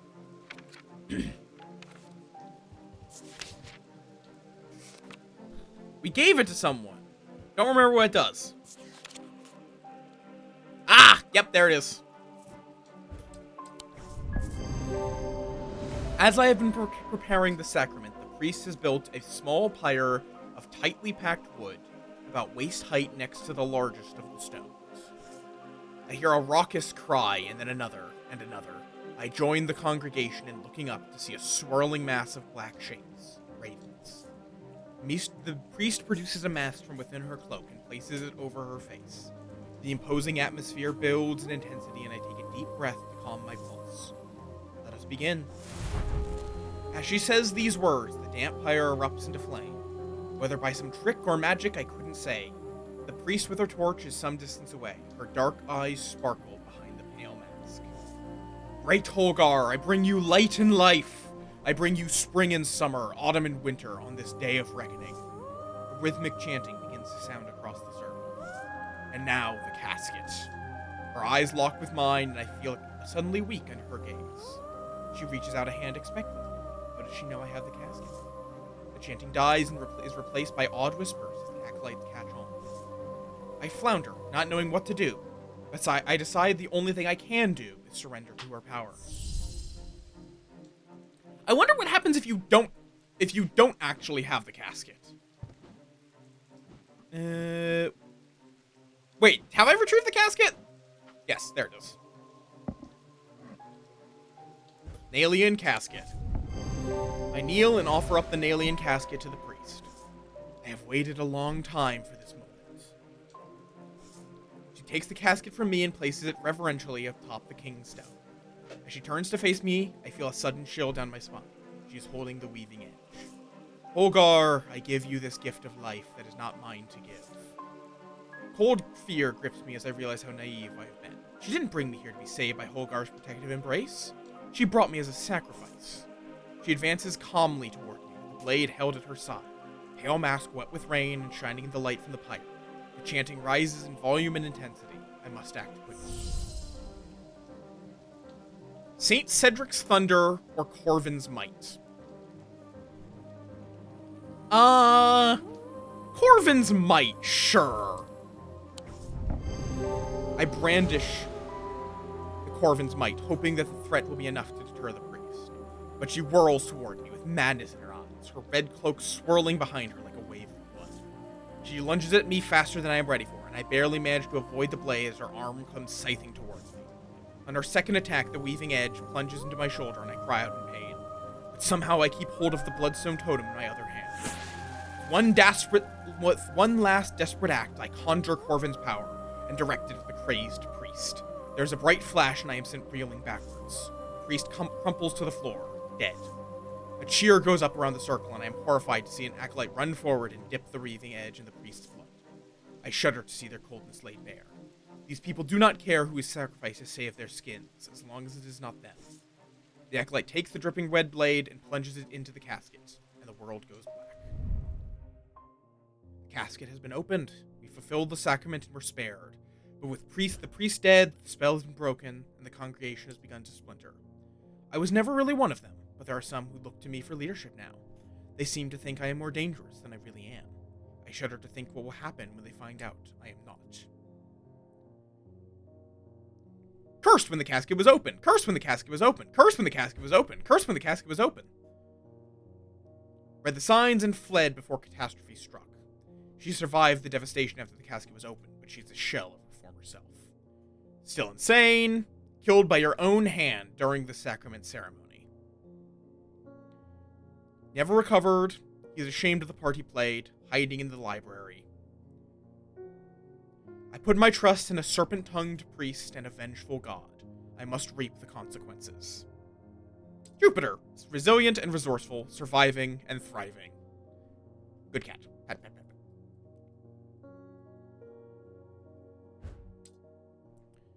pat. Yippee! Baby! And then it's going to be the same list of people coming through.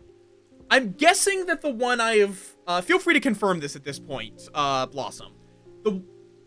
Yee! Oh, also, can I put the hat on the cat? on the cat! Oh, it doesn't like it.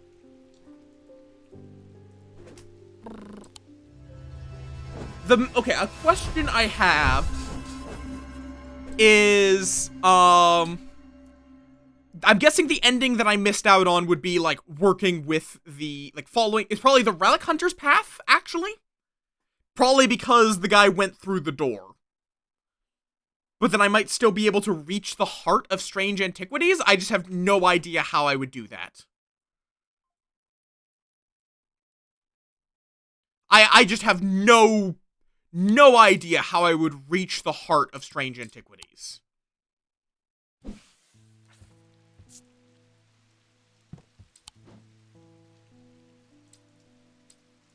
And I think at this point I'm going to look that up.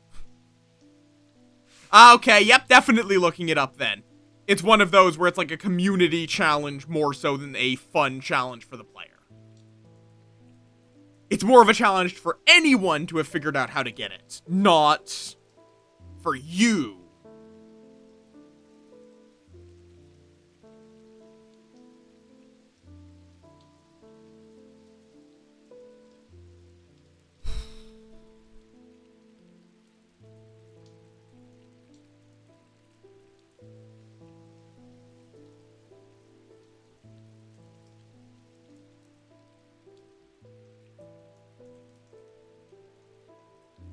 Yeah, so apparently you have to go to Blencathra's skull to give it to the nameless gods. And I'm guessing, though, I don't know how to do that because we don't have... Yep. Although I guess I would need to have the casket available, so... I really wish I could save at the turning point.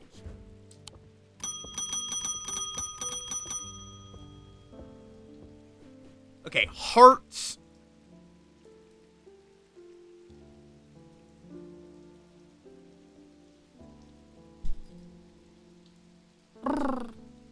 Basically, it's another hidden vault. To access the moon door, you should place the plinths marked with a cross in the artifact book.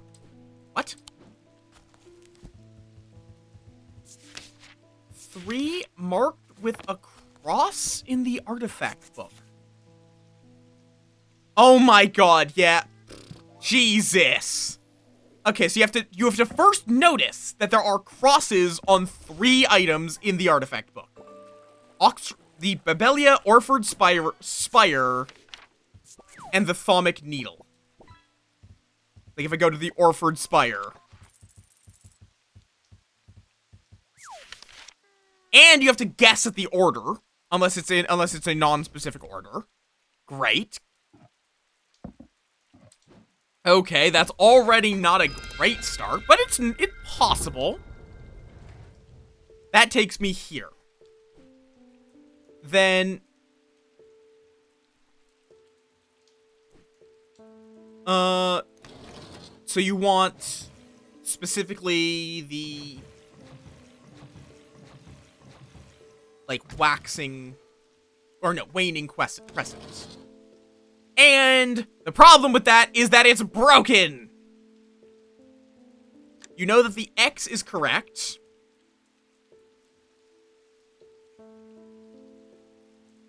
Okay, and apparently there's a pattern to how the hands move. So it should be at the 5 and the 12. Which I guess you can also figure out there. So you could also just brute force it very easily. Okay, nope, wait.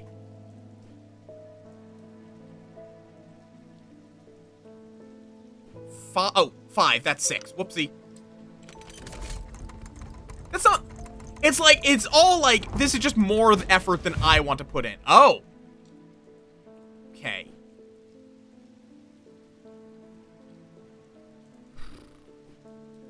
So then there's this.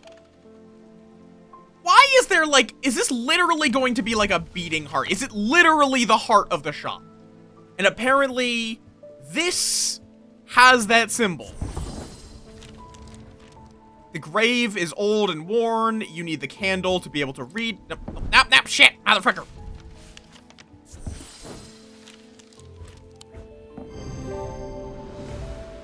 Beyond the veil, in the dark, beats the shop's forbidden heart. Bring protection for thy mind against the horrors you might find.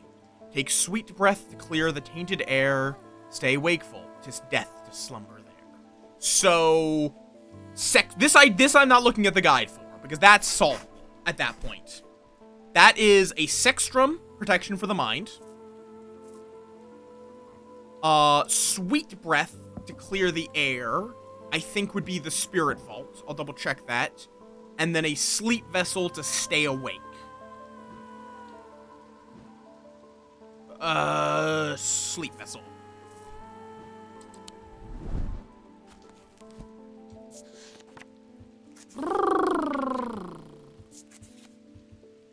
Let me double check that. Spirit vessel.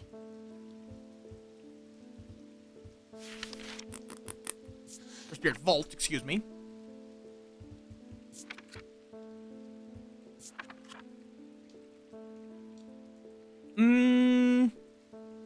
Okay, it doesn't actually say what sweet, like, I don't think sweet breath. But I think that's what they called the spirit. Nothing is, it's not in here. Okay, so it was Thalmic Needle.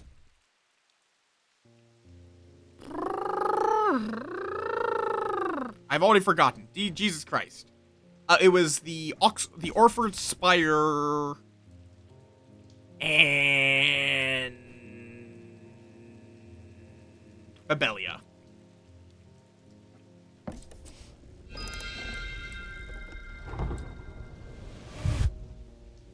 And that does just take me here, and I think I need a Sextrum, a Spirit Vault, and a Sleep Vessel. No?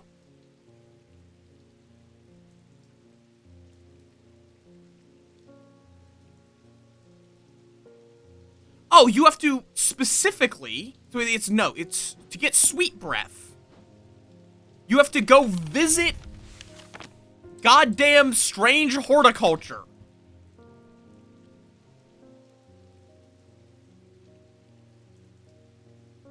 Oh my god, this is... Like, why would I visit strange horticulture? The game punishes you if you visit somewhere you're not supposed to. 2. Strange horticulture. Curious plant shop. A shop with a potted palliance and a weight off my shoulders. Similarities and differences, and a gently purring hellbore. You have to get this specific plant from strange horticulture. Why? Why would I think to go to the previous game? Ay, ay, ay, ay, ay. Okay. And a Babelia. Yeah, this is... I definitely am glad I'm looking this up, because I'm curious about this. It's just a few too many hoops. Oh! Yep, it's literally a heart. Why is there a heart in my shop?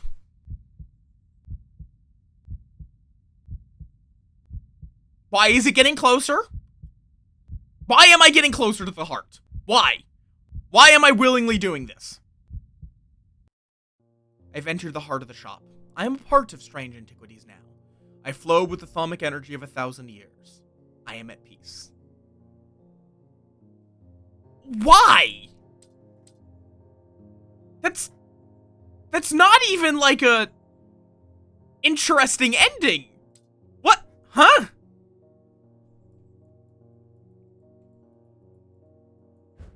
Huh?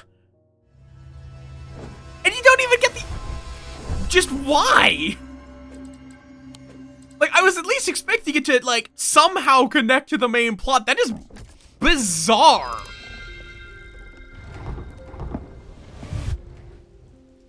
That is just plain and simple bizarre.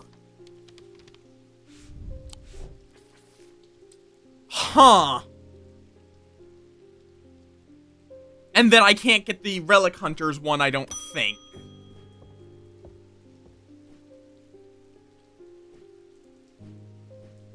You have to visit as part of the ending, you have to visit the location of the previous game to get a plant.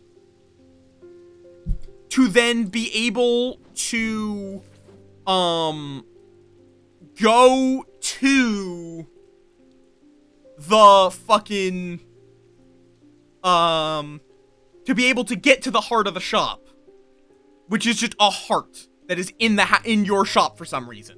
A literal beating heart of the shop. Yeah, and I think I'll do that off stream. If I'm gonna do that, there's gonna be a lot of just kind of going through the same stuff. Just to get 100%. I don't think it's worth it to do that on stream. You can look it up if you want to see what the Relic Hunter looks like. The Relic Hunter ending looks like. I'm just curious if you know the steps in spite of the Relic Hunter being kind of dead. What was it that he wants? It's Vestiger. No, that was for... It probably won't. An anchor that has never touched the ocean. Yes, literally in the same city. A candle that gives off no light.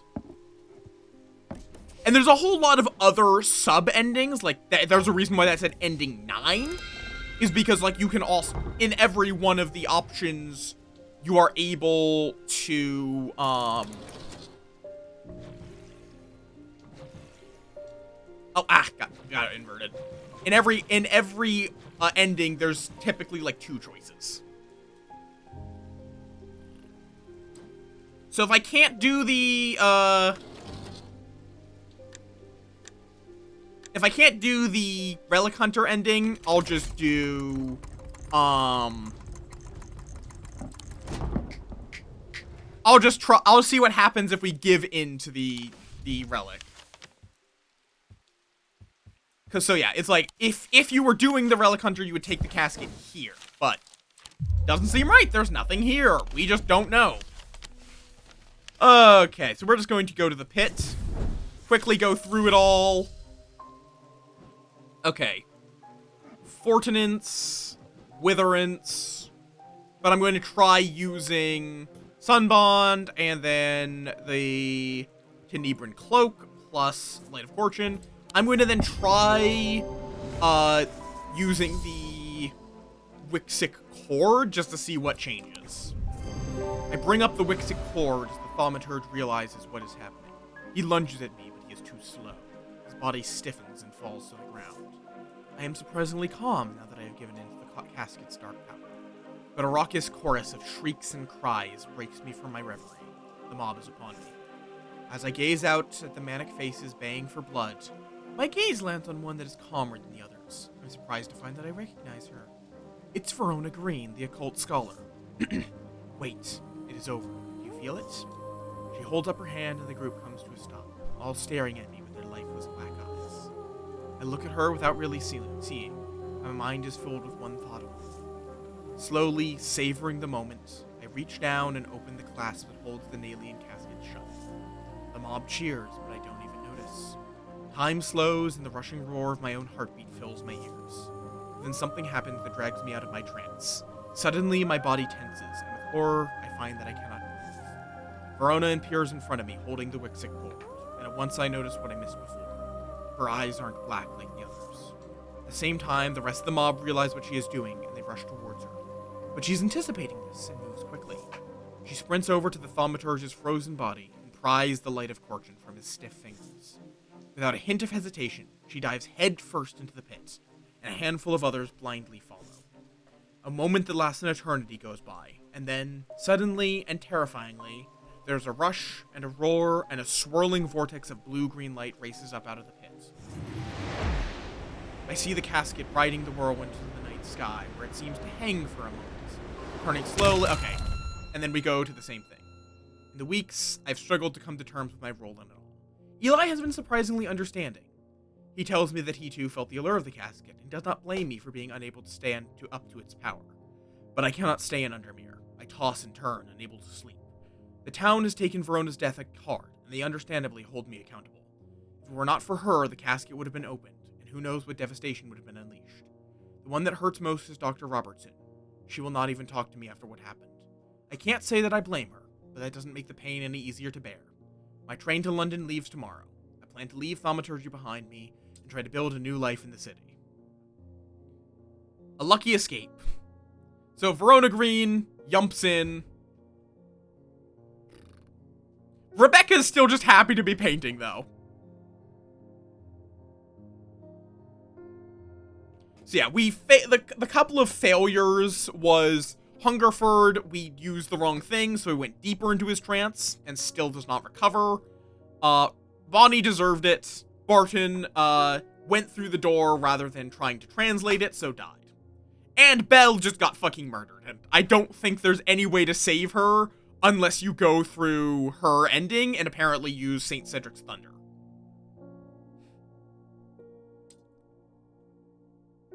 But also, I don't know if you really want to save her. She doesn't really seem like she's worth doing anything to save. Okay.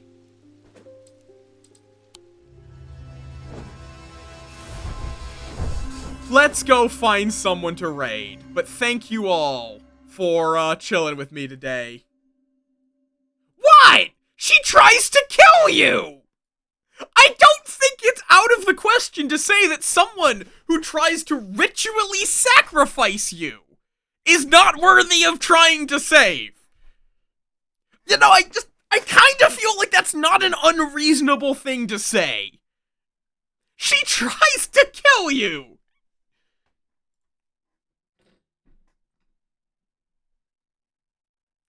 I'm guessing if you give her the thing other than the Fortinance, where she seems very charismatic, but they don't care about her charisma.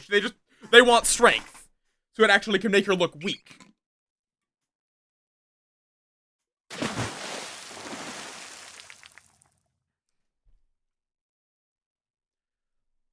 And I assume that you can always get the casket ending, no matter what. You can always destroy the casket, no matter what choices you make on the way. Because the other two endings you can fail, and I don't think you can fail the heart, but the heart is bullshit. Because Eli is just out of the game for the entirety of it, so you can't really kill him beforehand.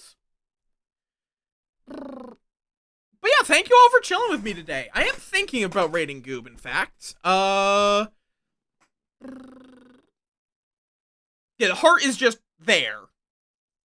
I do wonder if it's going to be like a cross-game puzzle kind of thing, where it comes into play in whatever they make next. I don't know, Strange Fishery. Like, what would be the next game they make for the Strange series? Because legitimately it could be like a nautical vibe. Like, what other... Because it could be that you identify and give out fish. So, strange fishmongery, I guess. Could be strange library, as in you're running but that's just Book of Hours. To be fair, though, Dredge is a little different in that you aren't really identifying the fish, you're just fishing. Taxidermy could be an option. Though they'd probably call it something along the line, like, it could be strange taxidermy, but it would actually probably be, it might actually even be living creatures. I don't know, they have a lot of options. I will be curious to see it. Alchemy could be an option, though I feel like alchemy would be... That might be a little further away from the strange formula. Yeah, zoology.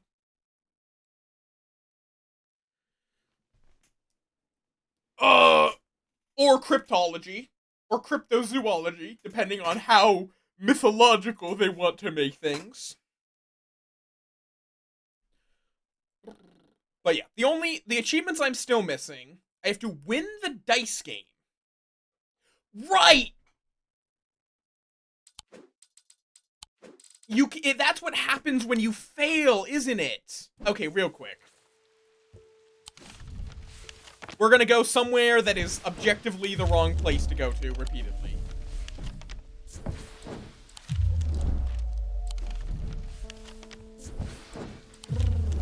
Oh god, this may take a wee bit.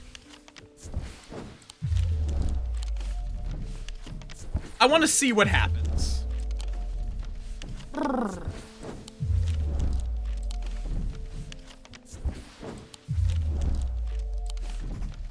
Just repeatedly visiting this random field and being like, oh wait, I shouldn't have gone to this field. So he goes back to the field.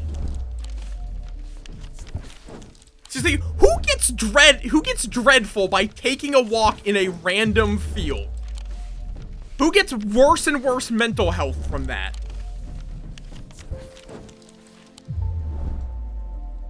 Is that enough? No, I have to hit the actual end.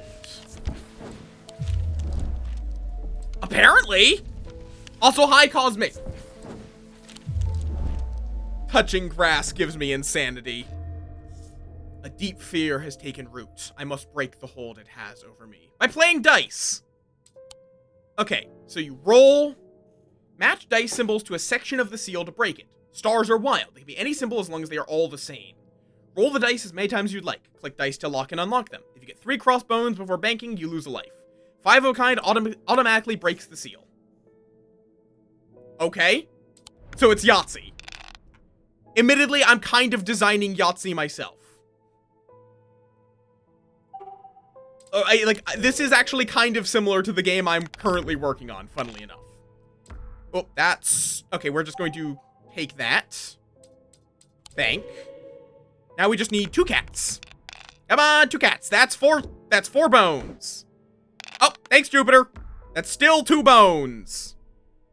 And I can't bank, so...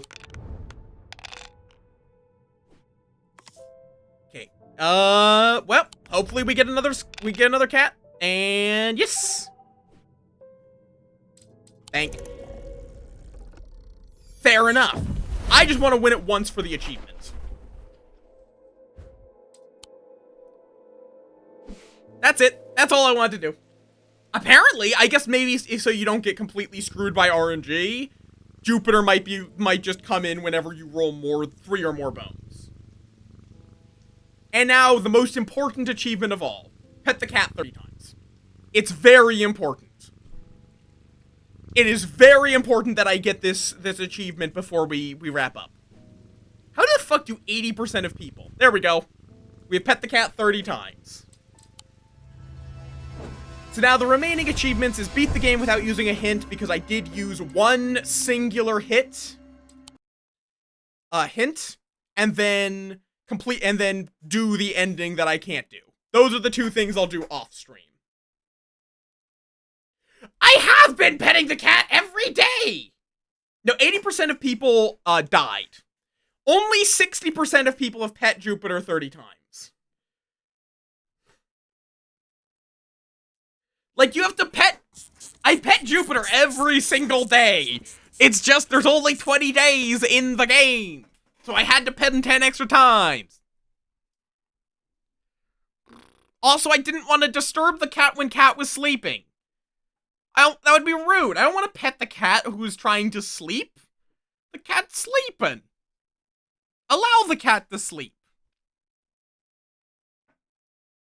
Yeah, I don't get to raid Goob very much. I don't want to disturb the cat when sleeping because cat eepy. It's like how if a cat goes to sleep on you, like if a cat jumps on your lap and goes to sleep, you are not allowed to move. The cat decides when you get to leave. Now, Goob has been going for only a few hours and is in the middle of a run. If he decides to raid me, I would be surprised, but... we're gonna go raid that Goober, because the Goober is a good Goober. I need to commission something from Goob at some point, because he does good arts. It's just, I've got some shit to commission. But yeah, I hope you all have enjoyed my nonsense today. Bit of a shorter stream, but I'm kind of glad about that. I've got a lot of shit on my plate right now. I got the Sammy bullshit, I got the stuff I'm planning, which I just want to say again, the theme song is done. I'm just going to wait to debut it until I also have my starting soon screen rework. Which, no idea when that'll be. It'll be soon TM. I've also gotten the Not Safe for Work commission done, which is going to be animated. Eyebrow wiggle. Eyebrow wiggle is also commissioned. And yeah. The lashes on Blanc? Does the Snom have lashes? Oh, so it does. All right. Oh yes. If you want to keep up with my nonsense, you can find my Discord there. Not my Discord, my Discord or my Blue Sky over there. I'm going to be back on Thursday with. What game do I have on my schedule for Thursday? I don't actually remember. Silksong, probably. But yes, I do want to make more progress. Copy and paste the Snom. I'll see you all on Thursday. You all have a wonderful rest of your night. Peace.